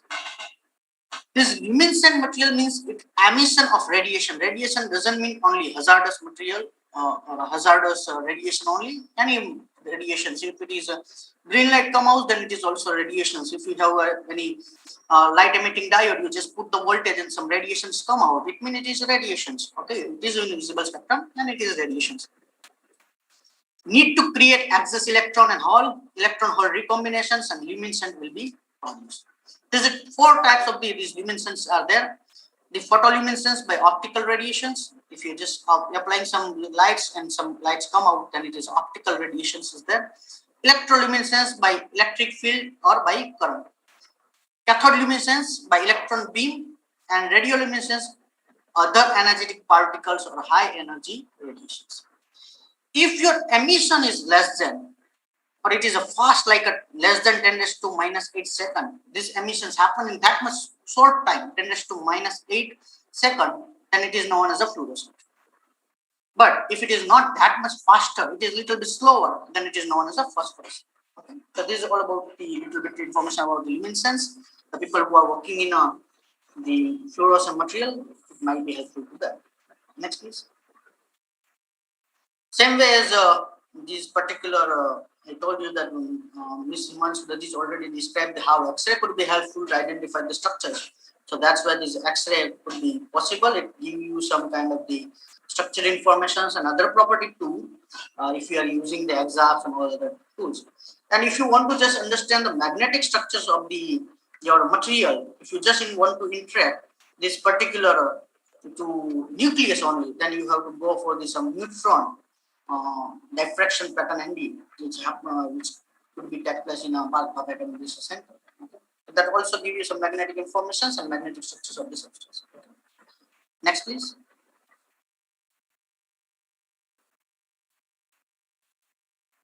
So now we are focusing on the ultraviolet and visible spectroscopy. In that, we are just focusing on ultraviolet region, which is started from the 200 to 400, and then after the visible spectrum 400 to 800 or 900.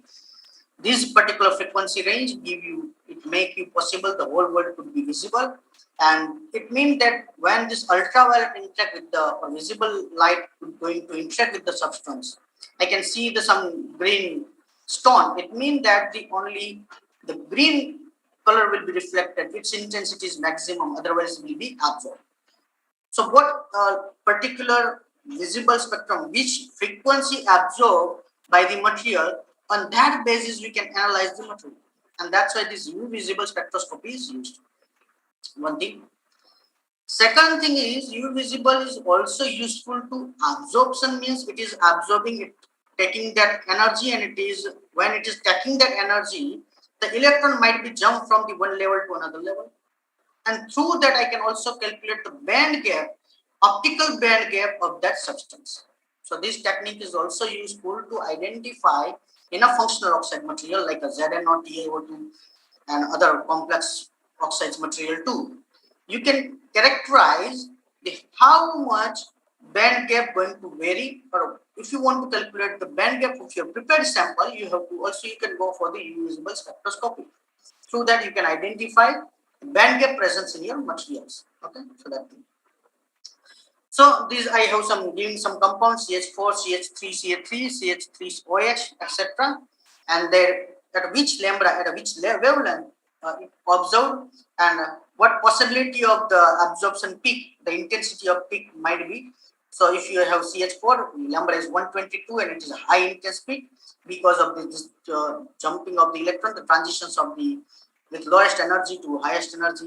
Okay, so that could be happen in particular organic compounds. So that thing. Okay. Next, please. So basically what we are discussing, we are going through the spectroscopy implies which spectrum gain information about the organic molecule. Also in organic molecule, if you have some functional oxide materials, the modified ultraviolet mean that the informations will come from a specific regions of the electromagnetic spectrum called ultraviolet region, 190 to 400 nanometer, UV region, and 400 to 800 visible region. Next. The spectroscopy is the study of interaction of electromagnetic radiations with matter. Basic principle of that is Beer-Lambert law for UV visible spectroscopy. In UV visible spectroscopy, a continuum range of wavelengths from 200 nanometer to 900 is used, and these are some components which we are using for the characterize the samples. The two types of the spectrophotometers are coming in the market. Okay, that I'm going to be described with you. Okay. Next slide. So basically, as I told you, the spectroscopy could only possible. Previously, we are using some colorimeter and then photometric we are using to identify or to learn the sample, and then we are come with the some spectrophotometer. That could be only happen due to there is a silicon-based photo detector, and that detector give you that possibility. We can make some spectroscopy, and that spectroscopy could be detect the change, absorptions, and the transmissions of the electromagnetic waves, which we have used as a source. Next, please. These two laws are there to learn the UV visible spectroscopy. The first one is Beer law. Beer law states that the absorption is proportional to the concentrations of the material. If your organic compound in the your UV visible spectroscopy, you put the organic compound, so whatever absorption takes place is equal to the concentrations of material presence in your solutions. Whereas Lambert says that instead of your using the cuvette in UV visible, you just put a thin film, a glass film or any thin film which you have prepared on SNT or on etc. Any substance, okay, on any single crystal substance that you have to put on the that part of the weld, and thickness of your film is proportional. The absorption is directly proportional to the thickness of the film. Okay, so you can also measure many times the thickness of the film through these techniques. Okay, but for that you require some setup of taking that thickness. Okay. You have when prepared if your people are working in a solar cell, a transparent solar cell. So if you are taking some transparent glass like FTO glass or ITO glass, and they're making some layer of BF3 or some perovskite material on that. Okay. So you just put one coated and another one is a non-coated glass, and you're taking the reference you have taking the UV visible, you can find the thickness of the film by using the Lambert's law, by using the UV visible spectroscopy. Okay. So that two are the main laws for the B, which is known as the Beer-Lambert's law. Next one.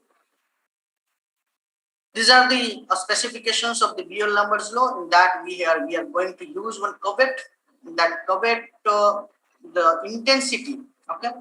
The I0 means the intensity of your electromagnetic waves, which is coming from the electromagnetic waves means UV and visible. Electromagnetic waves come to your cuvette, pass through your cuvette, and then coming out. Okay, output. So I0 means incident beam, and I is a transmitted beam intensity. When it is passed with the cuvette, which suppose the size is B, so you can take the absorption. How much absorption is that? The A is equal to sigma, epsilon B and C, where B is optical path length, as you can see in a figure. The C is a solution of concentration in molar, and epsilon is a molar absorptibility 1 upon centimeter into molar. So these are the equations. And how I can find the absorption's value? A is equal to minus log of 10 I upon I0. By taking these simple equations, we can calculate how much absorption could take place by my material, and through that I can find out the molar absorptivity of the sample. Okay. And through that absorptivity, the value of that, the different frequency of visible and ultraviolet, you come to know that at which frequency I am getting the maximum absorption, and through that maximum absorption means the electron are going to start to jumping. It is start to interacting. It start to making some kind of some physical things happen over there, and through that you can analyze, you can characterize your substitution material. Next one. So this is the basic diagram of your UV visible spectrometer or spectrophotometer. In that we have one light source is passing through your collimator lens, and you can convert it into using the prism or grating. You can making a monochromator light. And this monochromatic light passing through the sample, and there is a one detector which is known as a photo detector or photo cells, and they give you some value how much absorption is there. Next one. These are the two types of the spectrophotometers which is available in the market. The one is a single sample holder is there. You just pass through the sample holder and you are just detecting your material. You can characterize it. Whereas another one is like there is a possibility of putting the two samples. One sample is your sample and another one is your reference sample. Suppose you are making the solution of, if you're making a colloidal metals, colloidal copper, and you want to analyze the actual phenomena of copper, then you have to take, you are preparing that sample in water. So as a reference, you have to put the reference like air, you can put a cuvette only, or you can put a cuvette and fill with the water. And you can analyze your sample. So that will be more accurate. This is known as a double beam spectrophotometer. Next one. So these are the one of the very important law, which is known as a Tox law or Tox plot. This Tox plot is very, very important with how your wide band semiconductor, as I told you that when the rays have come, electron jump from the lower band to higher band and you can calculate the band gap. When you are calculating your band gap, you require these equations where alpha is your absorption coefficient, okay? H is a Planck constant, B is the frequency, E is band gap, which you are of your material, C is the proportionality constant, and N is a value of N denotes the nature of transitions. Which kind of the transition is that? So if you are taking these, if you draw the plot H alpha or alpha HV versus HV, and you come with some slope, and this slope give you value of N is equal to 1 by 2, then your transitions must be direct low transition. Or if it is N is equal to 2, then it is indirect allowed transition. Okay? So on the basis of the value of N, okay, there is a given example is here, N is equal to 1/2 means HV alpha raised to square of that is equal to CHV minus EG. So by taking the value of this N, you can calculate which kind of the transition take place in my material, in my semiconducting material. Most often we are working with the function oxide like nanomaterials like ZNO and copper oxides and all these things. However, the wideband semiconductor material. So this semiconductor material, what kind of transition take place in my material, that I could come to know by using this Tox plots. Okay, next please. And one more thing that people are also using the how the TiO2 transitions take place in a various temperature, in various light. If I'm applying the different light at a different wavelength, what happened at a different phenomena, that I am also knowing. One thing. Second one, the people who are working in the TiO2 field, TiO2 is very well known for the photocatalyst.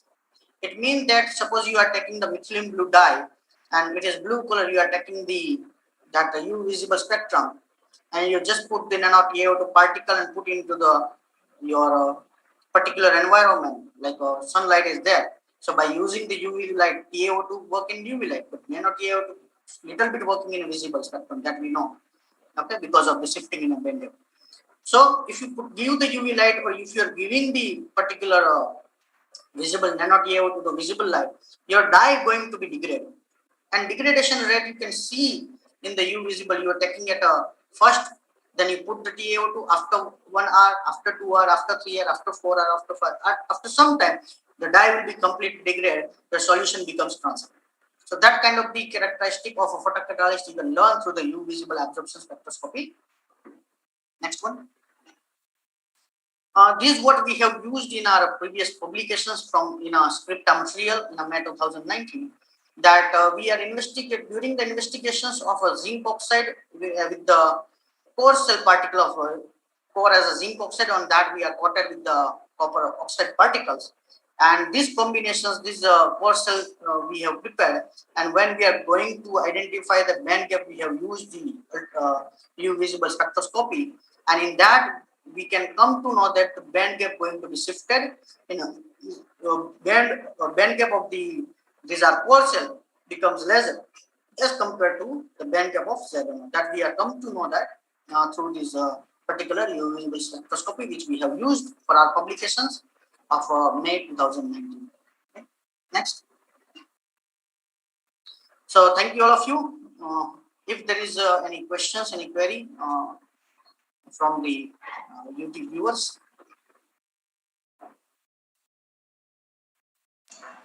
Sir, we have received one or two questions. Yes, I would please. like to call out. The first one is that which is what kind of is there any software which we can use to analyze the data obtained? Yes, there is a various software out there. Suppose you are working in a FTIR, then it is this graph is completely coming to the that graphical format. But you can take in a or you can took in an origin software, and you need some dictionary, some library of FTIR, which shows that of which peak means what means. You are finding the peak at a 1218 wavelength. Okay, so it means it is these vibrations must be coming from the CH4 only. And which kind of the CH4 it is, rotational or irrotational. So you require some library, and such kind of the free available softwares are also there, which give you the you can analyze, you can characterize the particular the FTI data. Same way in a UV visible, if you are going for fitting as we have did in a to identify the band gap, putting the Tox law. So there is no specific software. You have to draw in any drawing software like Origin or etc. And you just fit it by making the equations. You have to just fit it through the data, and you come to know that what is the my value of my slope, and through that slope you can get the value of n, and you can come to know that what kind of the it is a direct interest transitions or indirect transitions. Sir, there is one more question. He's asking that if there are multiple peaks falling in the same region, then how can we correctly identify them in infrared IR? Okay, in infrared, if there is a lot of peaks are coming to you, it means that the first of all you have to take care about the reference. If you have not put a proper reference, it directly involved in your sample data. And that gives you a lot of peaks which could not be, which is such a fluctuated peaks which could not be analyzed, which could not be characterized easily. Okay, one thing. Second thing, if you have put proper reference, then it might be possible you just finding that organic compound peak which you have prepared. Okay. But if you have not prepared, if you are taking some sample from the market and if you want to analyze it, at that time you have, when you are finding the so many peaks, then you have to go through the library and find every possible peak, and there you have to write down their molecules. Okay, and then you come to know that what kind of the which compound it presents. You can identify which compound presents in your FTI. Okay, so thank you so much, sir. Now for this wonderful and informative talk. Now we would like to go ahead to the next talk. And before going ahead, I would like to introduce our next speaker. Our today's next speaker is Dr. Kunal Singh Rathod. Dr. Kunal Singh Rathod is presently an assistant professor at the Department of Physics, Saurashtra University, Rajkot. In 2019, Dr. Kunal has received a student grant award from the prestigious American Physical Society Division of Physics of Beams, the US, to present his ion irradiation work. His work is dedicated to the spectroscopic correlation of manganese-based thin film devices for resistive random access memory applications. Dr. Rathod has extensive experience in X-ray absorption spectroscopy of functional oxides, and apart from that, he has received many awards and presentations, and he has also more than 30 international research publications to his credit. And with this brief introduction, let us welcome Dr. Kunal Singh Rathod. I invite him for his presentation. Dr. Kunal Singh Rathod. Thank you, Chintan, for a nice introduction. Myself, Dr. Kunal Singh Rathod, and today's talk is about X-ray absorption spectroscopy, that is XAS, and its basic principles. So I would like to mention that this session is about the rudimentary education in X-ray absorption spectroscopy. And let us start with the first outlines. So these are the outlines of today's session. Here I will try to address basic questions related to X-ray absorption spectroscopy, like what is the X-ray spectroscopy, then what is X-ray absorption spectroscopy, why should we perform particular XAS, and where we can perform these XAS measurements. And then finally, I will go through some case studies related to my results on XAS measurements.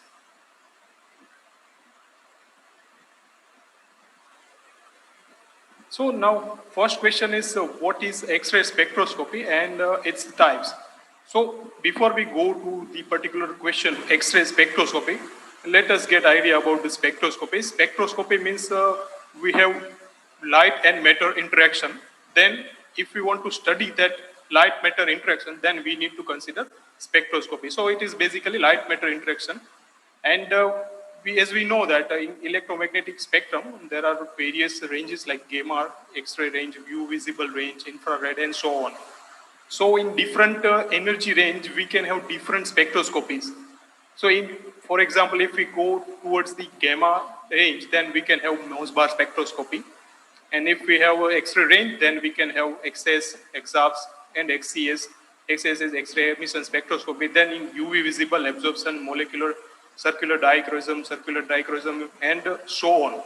So basically, we are concerned about X-ray spectroscopy. So we will look around this X-ray range where we can perform X-ray spectroscopies. So spectroscopies which are in these particular X-ray ranges are known as X-ray spectroscopies.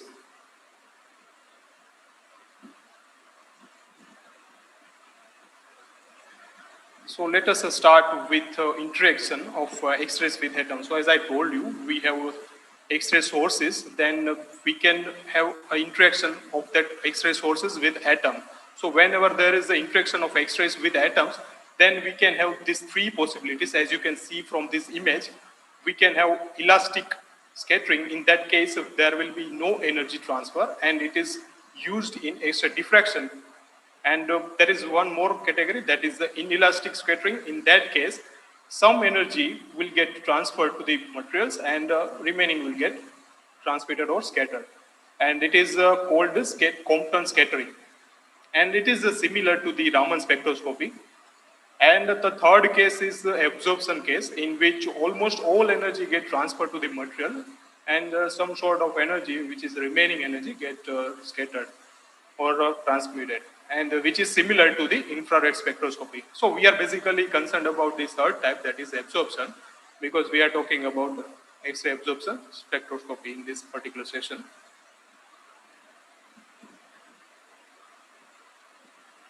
So what are the types of X-ray absorption, X-ray spectroscopy? So basically, there are many types, but I have concerned here with three particular types which are widely used in the material science. First one is X-ray fluorescence spectroscopy, that is known as XRF or XFS. Then there is electron spectroscopy for chemical analysis, that is also ESCA, and also known as X-ray photoelectron spectroscopy, that is XPS. And the third one is X-ray absorption spectroscopy, that is the main point of this particular session.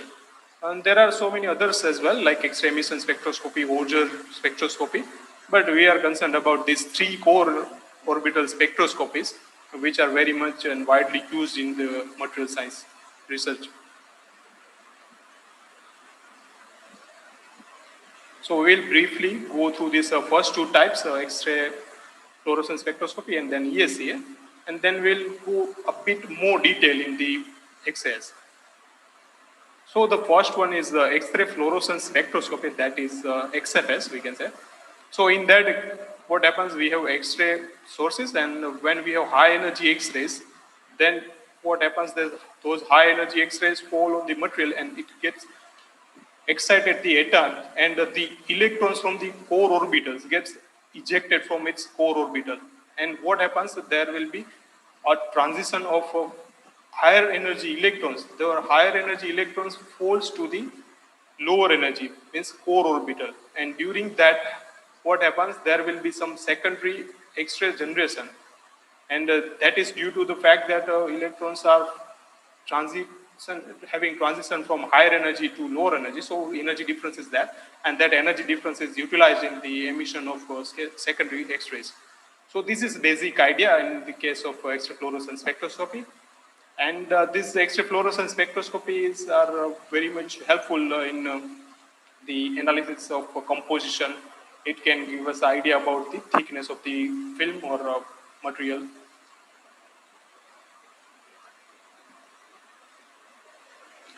Then there is a second one, that is electron spectroscopy for chemical analysis, and it is also known as X-ray photoelectron spectroscopy. So here it is called electron spectroscopy because here electrons are detected. That's why it is called electron spectroscopy for chemical analysis, because it is used for chemical analysis of the material. And it is also called X-ray photoelectron spectroscopy because it is having electrons which are emitted due to those high energy of X-rays, and those electrons are known as the photoelectrons. So those photoelectrons are detected. That's why it is also called X-ray photoelectron spectroscopy. And in case of XPS ESCA, we can see that here high energy X-rays are incident on the particular material, and similarly, what happens? Electrons from core orbital gets ejected, and those electrons, photoelectrons, are measured in the detector. That's why it is called X-ray photoelectron spectroscopy. And using this XPS, we can identify the composition of the compound, whatever the stoichiometry is present in the particular material, that we can identify using this XPS. And then there is the electronic state. For example, if you have transition metal ion, then it can have multiple states, oxidation states. So those different oxidation states we can identify using this particular technique. It can also be used for uniformity of composition on the surface. So whether there is a uniform composition at the surface, that we can check using ESC or XPS. And now let us move on to the third type, that is X-ray absorption spectroscopy. And we are also moving towards the next question, what is X-ray absorption spectroscopy? So X-ray absorption spectroscopy is basically the element-specific technique.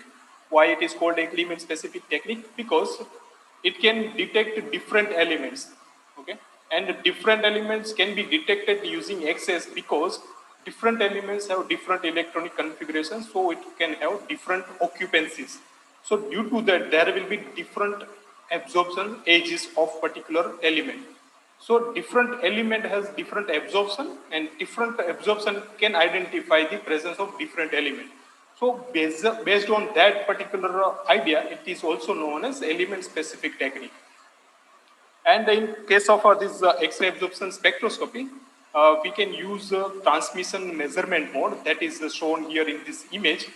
In this image, as you can see, X-rays are incident on a particular sample. Before that, there is one detector which is measuring the intensity of incident radiation, that is I0. Then there is a sample which is placed here, which we want to study, and some X-rays will get observed and the remaining will get transmitted. And here another detector is there that is going to measure the intensity of transmitted X-rays, that is IT, intensity of transmitted rays. So using this transmission mode, we can identify the absorption of that particular material. For that, we can use Beer's law, that is given by this equation, mu T is equals to ln I0 divided by IT. Here mu is the absorption coefficient and T is the thickness of this particular sample which is under study. And I0 is the incident intensity and IT is the transmitted intensity. So using this relation, we can get idea about the absorption coefficient of this particular material. There are other measurement modes are there also, like fluorescence measurement mode is there, total electron yield mode is also present. But we are concerned here about transmission mode because it is very easy to understand for layman people. The excited atom is given here, and the excited atom are indispensable for understanding of X-ray absorption spectroscopy. So here, what happens in case of the particular X-ray absorption spectroscopy at the atomic level? For example, as I told you, X-rays are falling on the material. Then what happens? Those atoms which are absorbing these X-rays are known as excited atoms. And due to this excitation, what happens? Those electrons from the core orbital gets excited, and they get ejected when they get enough energy, which is higher than their binding energy. So what happens? Due to that ejection, the core orbital has one core hole, okay?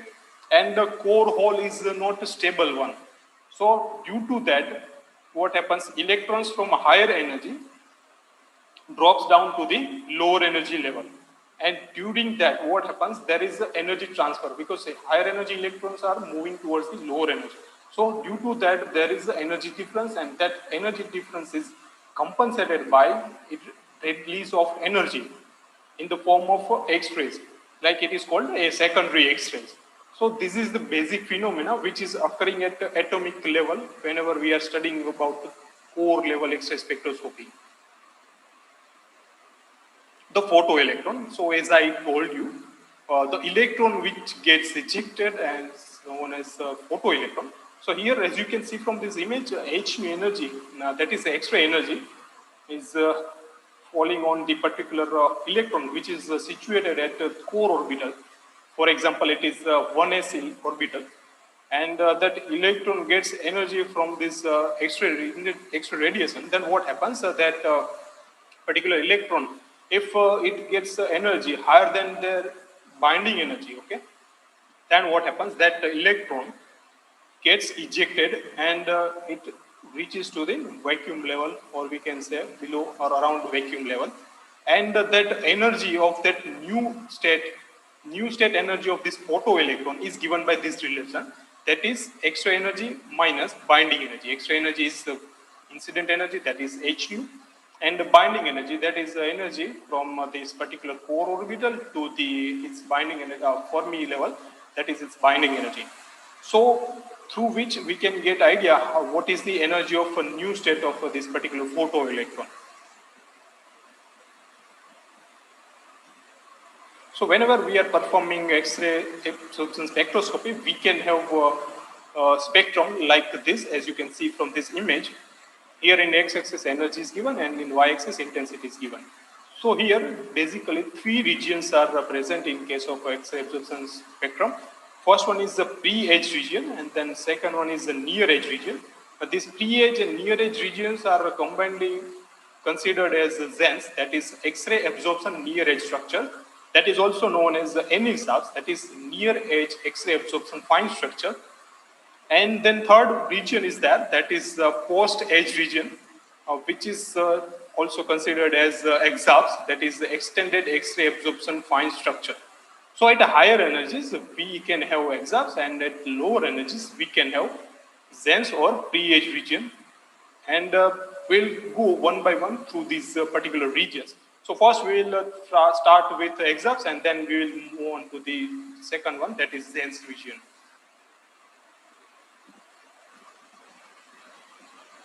So the first region, that is EXAFS, it is extended X-ray absorption fine structure, or it is also known as X-ray absorption fine structure, or we can say ZAFS. So in case of EXAFS, we can have energies which is ranging from 30 electron volt to 1000 electron volt above its binding energy. So above binding energy, because we need to overcome the binding energy to eject the electron. So above its binding energy, 30 to 1000 electron volt energy range is given for EXAFS region. And we can say that photoelectron is excited significantly above its binding energy, because it is having high energy range. And during this particular EXAFS, what happens? As you can see from this image, here, as you can see, here this blue one is the absorbing atom, okay? And what happens? This absorbing atom absorbs the energy of X-rays. And what happens? Due to that absorption of a high energy, it gets excited, and electron can get ejected from this excited atom. And that excited atom ejecting electron, then what happens that outgoing electron, or we can say outgoing photoelectron, it can be given by circular wave function, and this circular wave function is going outside, okay, from this absorbing atom, because it is ejected from this absorbing atom. So this blue line represent, blue circles represent outgoing photoelectron. And what happens, it can have adjacent atoms nearby. So with that adjacent atom, what happens, those photoelectrons which are going outside can get scattered from this particular adjacent atom. Okay, that atom is nothing but the scattering atom. From this scattering atom, electrons get scattered back, and that is called scattered photoelectron, this green one. And these scattered photoelectrons waves are coming inside, and those excited photoelectron which gets ejected directly from absorbing atom, they are going outside. So the blue ones are outgoing photoelectrons and green ones are scattered photoelectrons. So they are incoming, okay. So these incoming scattered photoelectrons and outgoing photoelectrons, they interact with each other. And due to that, there will be possibilities of oscillations. So there will be oscillations due to the interaction between this scattered photoelectron and outgoing photoelectron. And these outgoing and incoming waves may interfere with each other. And that interference between these incoming and outgoing waves can be understood by simple phenomena like interference. So as you can see from this below image, there are two waves, wave 1 and wave 2. So whenever these waves, like wave 1 and wave 2, they are interacting or interfering with each other, when their crest and trough are matching to each other, then what happens? There will be output or resultant wave which is going to be like this, which is having increased amplitude because of constructive interference. In the second case, wave 1 and wave 2, they are both interacting or interfering with each other destructively, means crest and trough are not matching. That's why output resultant wave will be like this, and it is having reduced amplitude, and it is destructive interference. So using this simple interference ideology, we can understand what is going through this incoming and outgoing circular wave function of photoelectron, which can be useful to understand X-rays spectrum. So that we'll see in the next particular slide. So as you can see from this X-rays spectrum, this one is X-rays spectrum, as we know that it is situated at higher energies.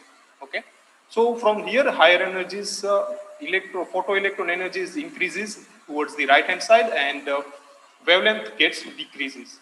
Okay, so from this first particular picture, as we can see, blue ones are the ones which gets absorption. This is absorbing atom, and this is green one, that is scattering atom. So the distance between this absorbing atom and this scattering atom is nothing but the capital R, is denoted or given by capital R. And the wavelength of particular photoelectron is given by lambda. So here, as you can see, whenever there is the interaction, okay, so here as you can see, R is the distance between this scattered and absorbing atom. So here as you can see, 1, 2 and 3 lambda.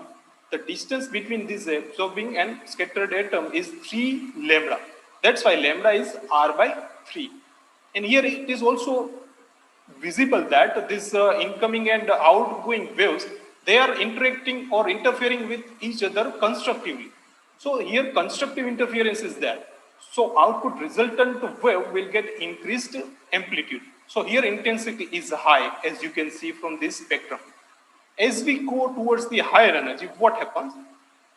As we go towards the higher energy, as we know, as energy increases, lambda gets decreased. So here lambda gets decreases. The distance R between this absorbing atom and this particular scattered atom is given by 1, 2, 3 and 0.5, means 3.5 lambda. So lambda is equals to R by 3.5. And here as you can see, these incoming and these blue outgoing waves are interfering with each other destructively. They are not matching toward each other. So there is a destructive interference between these incoming and outgoing waves. So due to this destructive interference, intensity of this particular wave gets reduced because of destructive interference. So here reduced intensity is observed in the output spectrum. As we further go towards the higher energy, again, what happens? Lambda decreases, and lambda is represented as R by 4. And here again, as you can see, the constructive interference between the outgoing wave and incoming wave is visible. So due to that, intensity is increased. And for that, intensity is increased from the previous step, but it is having reduced intensity as compared to this first case because the lambda is decreasing. So this interaction or interference phenomena is important to understand this interaction between output or outgoing wave and incoming wave. And that can be useful to understand the peak intensity variation in the exhaust spectrum.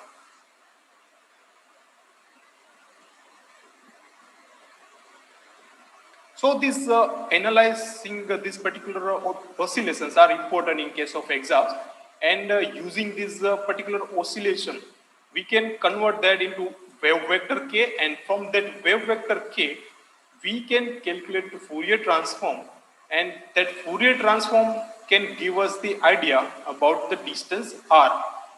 The distance r is nothing but the distance between the photoelectrons, or we can say absorbing atom, and the next adjacent one, which is scattering atom. So this nearby atom distance is given by this capital R, as we have seen in the previous slides. So using this, we can get idea about the distance between two adjacent atoms.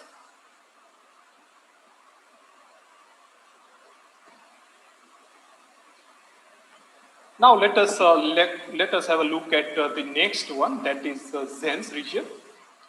It is also called X-ray absorption near edge structure, or we can say Zen's, or it is also known as a near edge X-ray absorption fine structure, that is NE-ZABS. In case of NE-ZABS, or we can say Zen's, energy is ranging from 10 electron volt to below 30 electron volt, but it is above the binding energy. Okay. So here 10 electron volt to 30 electron volt, but below 30, and which is all above its binding energy. And here in case of this particular Zen's region, photoelectrons are having the transition or excitation which is less as compared to the exhaust range. Exhaust range is towards very high energy, but in case of Zen's, it is towards the lower energy. And when we are talking about Zen's, then we need to consider dipole selection rule. That dipole selection rule states that a photon has angular momentum L of 1. So the electron on the absorbing atom must undergo delta L, means change in its angular momentum, equals to plus or minus 1 in order to conserve the momentum. So to understand this particular dipole selection rule statement, we can have a look at this particular image. In this image, as we can see that here s, p, d, f orbitals are given with L equals to 0, 1, 2 and 3 respectively. So here, for example, whenever electron is situated as a particular s orbital, then what happens? It can have transition from s orbital to p orbital.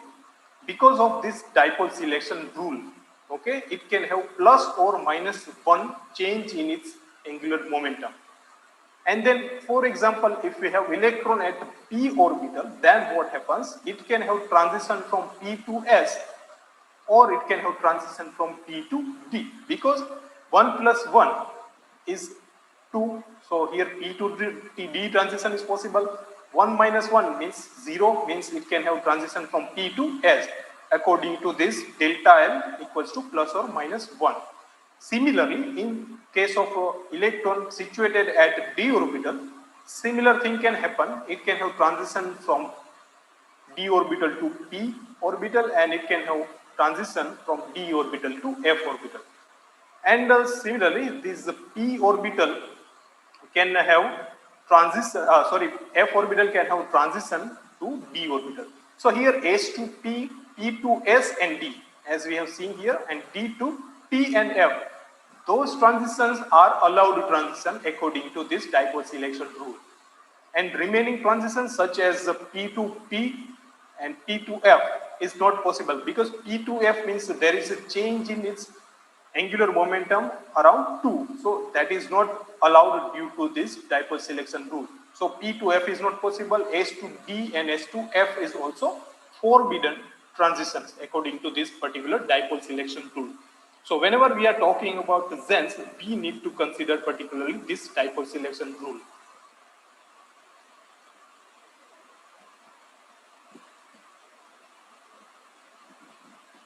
In case of ZENS, we can have absorption edges which can occur for each cell of core electrons.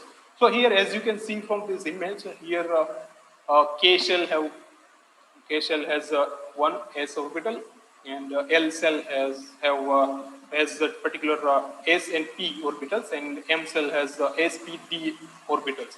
So what happens here, for example, in this image, you can see that whenever we have the electrons, which is in the K cell, then it can have 1s 1/2 orbital, and then whenever we are having L, then L can be splitted because of spin orbit splitting, and here S 1/2 is possible. So S 1/2 is known as L1 edge, and whenever there is electron from 2p 1/2, then it is known as L2 edge, and whenever there is electron which is situated at a particular 2p 3/2, then it is known as the L3 edge.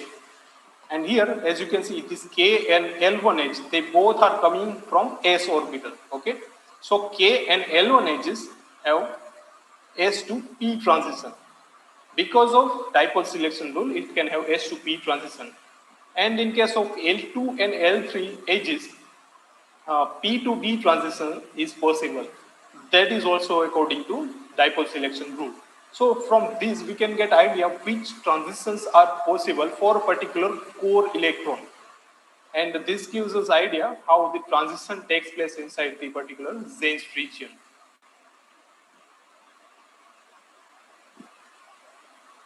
Now let us have a look at our next question, that is, why should you perform absorption spectroscopy? So according to me, this question is the most important for this particular session, because we are having idea about what is X-ray absorption spectroscopy, but what is the importance of why we should perform this X-ray absorption spectroscopy?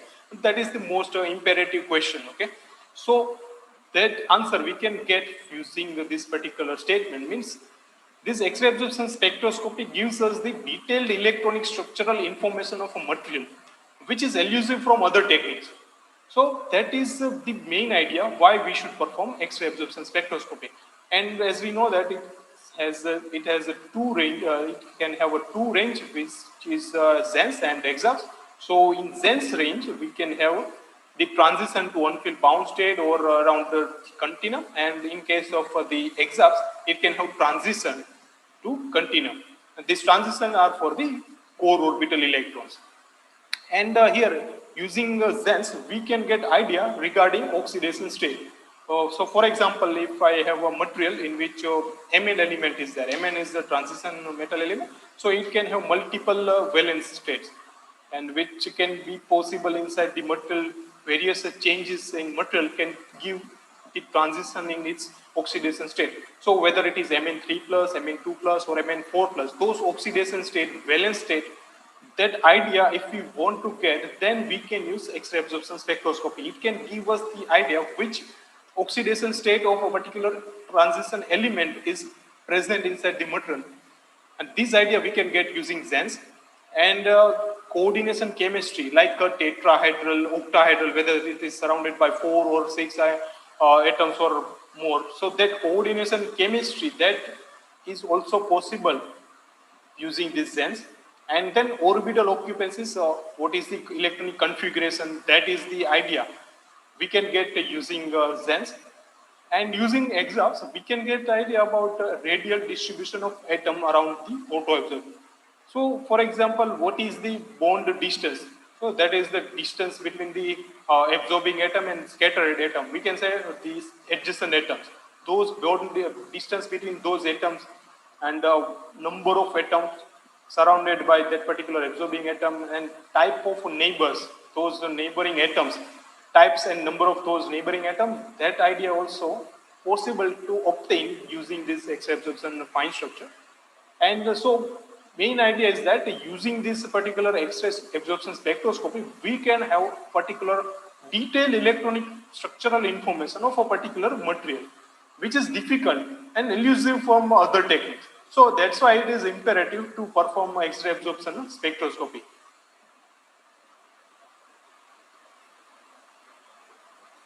Let's move on to the next question, that is where can you perform X-ray absorption spectroscopy?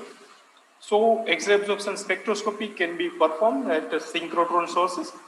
Here the 3D image of a synchrotron source is given, and here this outer ring is further giving these lines or extended lines. These lines are nothing but the beam lines, and this beam line, a particular single beam line, have a particular three each part, and each have three parts. So this particular monochromator part or station is giving us the idea, or we can get the optics from where we can select a particular wavelength of the incoming radiation source.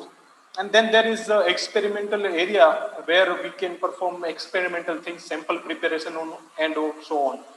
And then there is a control station area is there. From that particular control station, we can control the different experimental parameters, like what should be the energy range and what should be the particular timing and all those things, those steps regarding this experiment. All those things can be controlled from this particular control station area.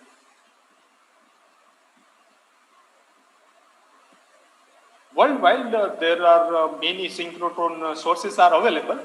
And particularly if we talk about India, in India, there are two synchrotron sources, Indus 1 and Indus 2. And that are available at RRCAT Indore. And these Indus 1 and Indus 2 synchrotron sources are named after Indus River. And one fun fact is also that the name of our country, India, is also named after this Indus River. And from this image, GIF image, you can see that here if electrons get generated from this electron gun, and then there is a linear accelerator which accelerates the electrons, and they are fed to this particular booster ring where electron beams are generated and they get high energy, and then they are fed towards this outer ring where undulator and magnets are there, and these bending magnets are used to direct those beam lines, or we can say beam line, we can get this particular energy source, or we can say radiation source. Due to these bending magnets, it bends towards the beam line, and from there we can get a beam of a particular energy source. So here we are talking about X-ray. So X-ray beam source is fed towards this experimental station. So this is the basic or simple outlook of a synchrotron source. So from that we can get idea how X-rays are produced in the experimental section.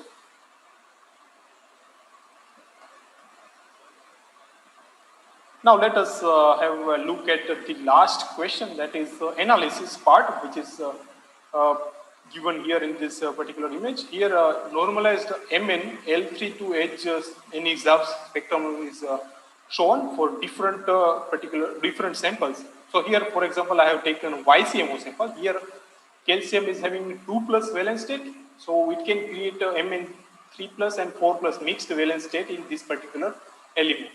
And here this crystalline state is there, and then there is the 1, 2, and 3, 1, 11, 12, and 13 ion fluences, that is irradiation ion fluences are given in this particular sample. So these samples details are given here.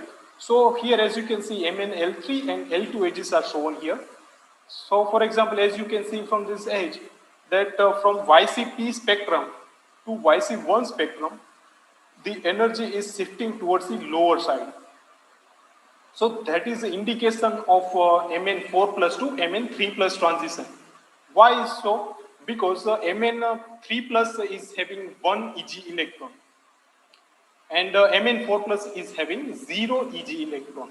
Okay, so Mn4 plus having 4 unoccupied states, and Mn3 plus is having 3 unoccupied states.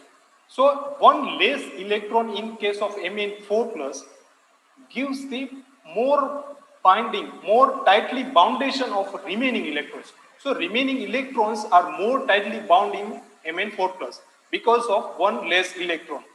So that the energy of Mn4 plus is shifted towards the higher range. So Mn4 plus is at higher energy and Mn3 plus situated at lower energy.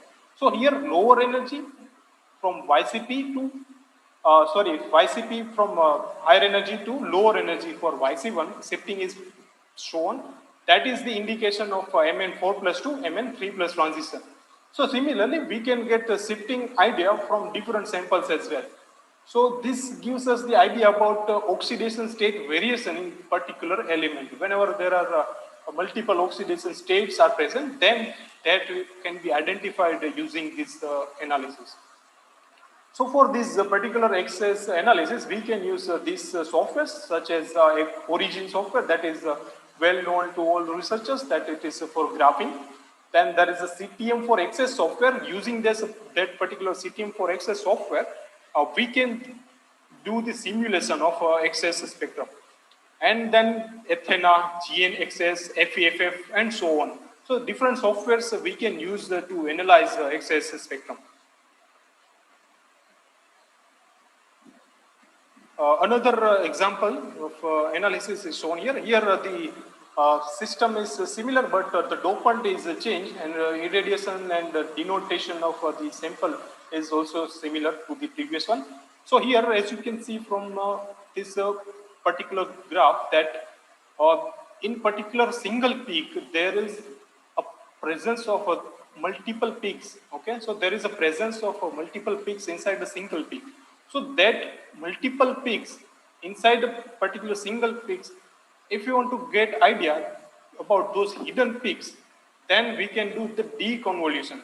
And that deconvolution function we can use in Origin software. So from there, as we know that there is a crystal field splitting, and due to crystal field splitting, EG and T2G orbitals are splitted, as you can see from this deconvoluted spectrum. And as I told you in the previous slide, that Mn4 plus is having 0 Eg electron and Mn3 plus is having 1 Eg electron. So more unoccupancy in case of Mn4 plus. So that Eg intensity should be higher in the case of Mn4 plus, and it should be lower for the case of Mn3 plus. So here from YCP sample to YC1 sample, as we can see, Eg intensity gets reduced.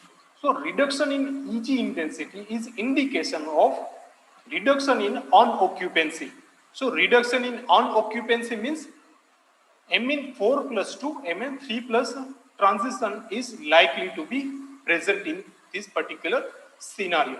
So here Mn4 plus to Mn3 plus transition can be observed from this YCP to YS1 sample. So similarly, we can get intensity variation idea, and we can identify what is the variation in Mn3 plus and 4 plus. So those Mn3 plus and Mn4 plus variation can give us the idea about presence of oxygen variation, oxygen content variation, which can be used to identify oxygen vacancy defects present inside the particular material. So those oxygen vacancy defects can be identified using excess analysis.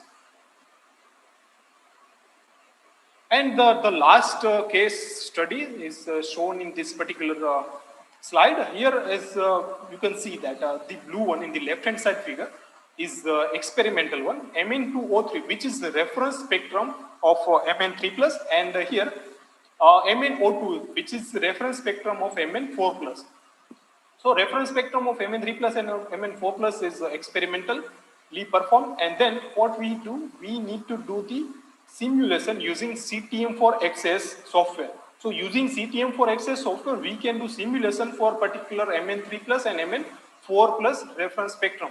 And then we can get the best match, and then what we have to do, we have to combine those Mn3 plus and Mn4 plus and get those fitting into the particular experimental spectrum. So fitting those simulated spectrum towards to the particular experimental spectrum, we can get idea what is the variation or what is the presence of Mn3 plus and Mn4 plus content. So Mn3 plus and Mn4 plus content variation is also possible using this kind of analysis. So this way we can get idea of how the content or variation in Mn4 plus and Mn3 plus, which can be used to identify the content variation due to this transition metal oxidation state variation, like oxygen vacancies and so on.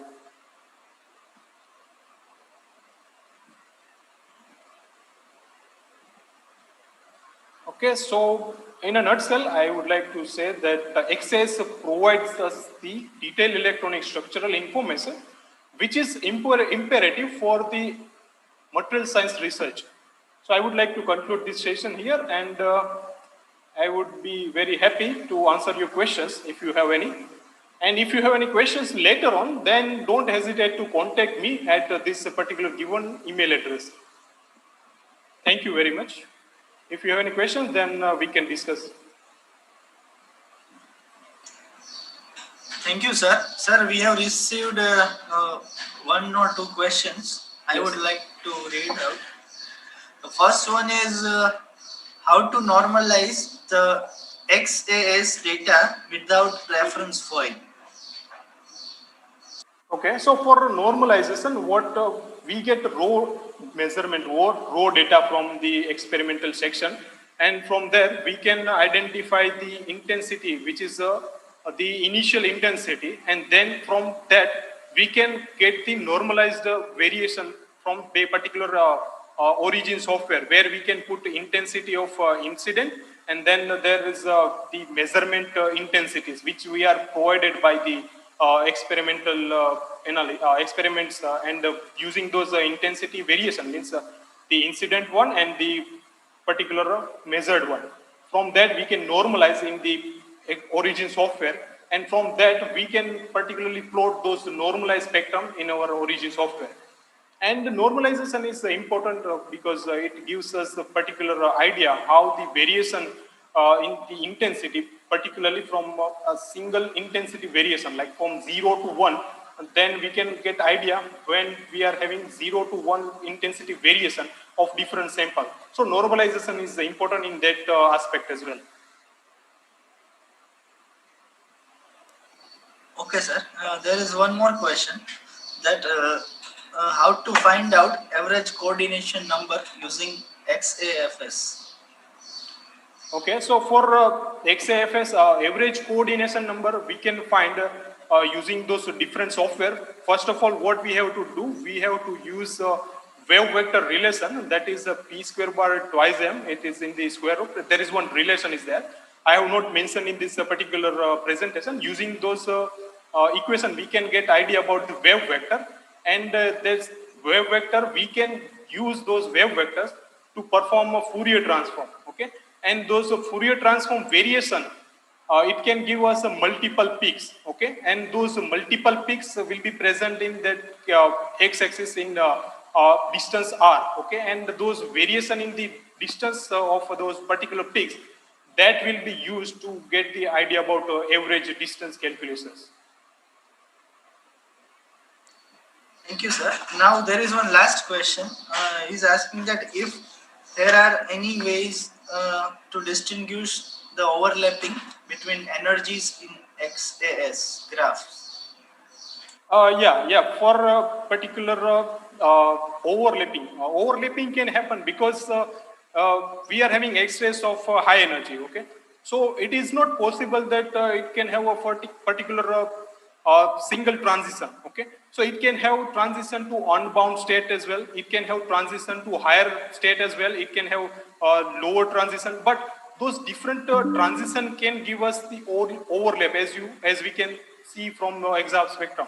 But those overlapping, we need to do some smoothing, and there is some, for example, we can say some mathematical functions that we can use to eliminate those variation or overlapping in particular exam case. And using that, we can get a clear spectrum of examples, which is just for our transition towards the higher unbound state, which is above its ionization energy level. So there are some functions which we can use from that particular software, and we can calculate and eliminate those overlapping using those softwares. Okay, sir, there is a last question in YouTube. He's asking that why one has to go for EXAFS when XPS is available. In general, are they not complementary? Yes, we can say XS and XPS, they both are core orbital spectroscopy. But the difference is that in case of XPS, we measure the electrons which are scattered, okay, photoelectrons which are scattered during this transition. And in case of XS, we measure the fluorescence, we can measure the transmitted ones, and we can also measure the total electron yield. Means those electrons which are scattered, then what is the variation in those energy of those electrons? That is also possible using XS. And why we are using XS is that because using examples, as particularly mentioned in this question, that examples is basically used for identification of bond distance variation and different neighboring atoms, which we can identify using examples. But in case of XPS, that is also possible for elemental analysis, but it is for the case of valence state. We can identify valency of those elements through XPS, and examples is particularly different in that scenario, that it can give us idea about those variation in bond distance and neighboring atoms. So that's why it is possible. And one more thing is that using XS, we can have a Xense region, which is at lower energy range. And that Xense region is also possible to give us the idea about oxidation states. So it can give us multiple variation of the analysis. That's why it is very easy, or we can say it is giving us more idea about electrical structural information. But we can perform XPS as well, because that is also widely used in material science for elemental or composition analysis. But different techniques have different advantages. So we can select a particular technique as per our requirement. Okay, so if we need to study a particular valence state variation, then XPS is also possible. But it depends on a different researcher what are their requirements. So it is dependent on their particular requirements. So we can select XPS as well, and XS is also possible. But one more thing is that for XS, you can have a different scenario of analysis that is also possible from XS. That I can say from this particular examples.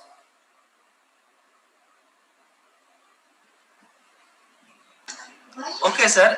With that, we end the question and answer session. And now, once again, I thank you for this presentation. Now, further, I would like to hand over the session to Ms. Parvi.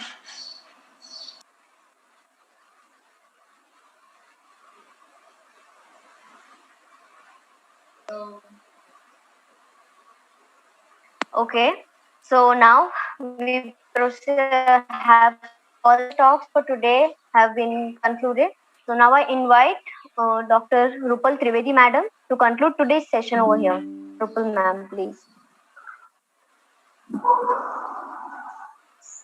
Hello, am I audible? Harvi? Okay. Yes, good ma'am. afternoon. Good afternoon, everybody. It's my privilege to propose the vote of thanks on behalf of our entire team, Vyakruti.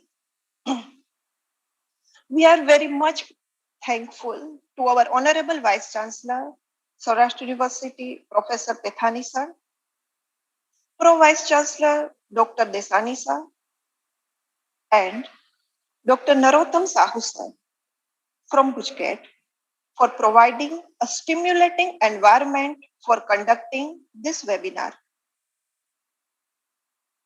I wish to express my profound thanks to Dean of the Saurashtra University, Professor Bhimani sir, for his gracious presence.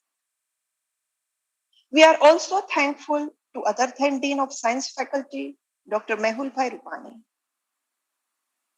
I also extend my thanks to Dr. Jatin Soni sir, Professor Mihir Joshi sir, and Professor Hiren Joshi sir for their enormous cooperation in the organization of this event.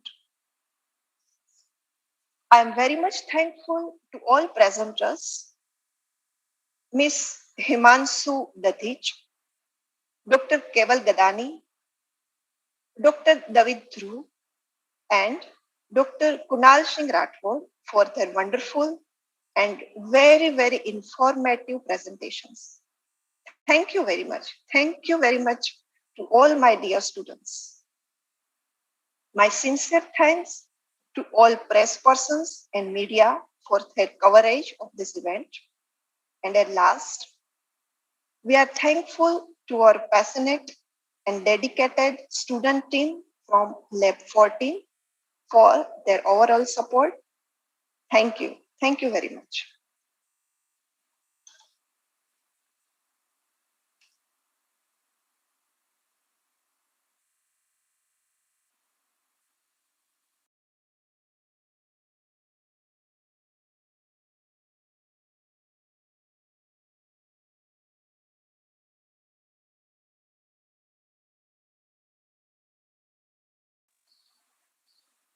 Okay, thank you so much, everyone, for your precious presence today. We conclude the session today, and please be joined tomorrow again with the same enthusiasm for more depth analysis techniques and discussions.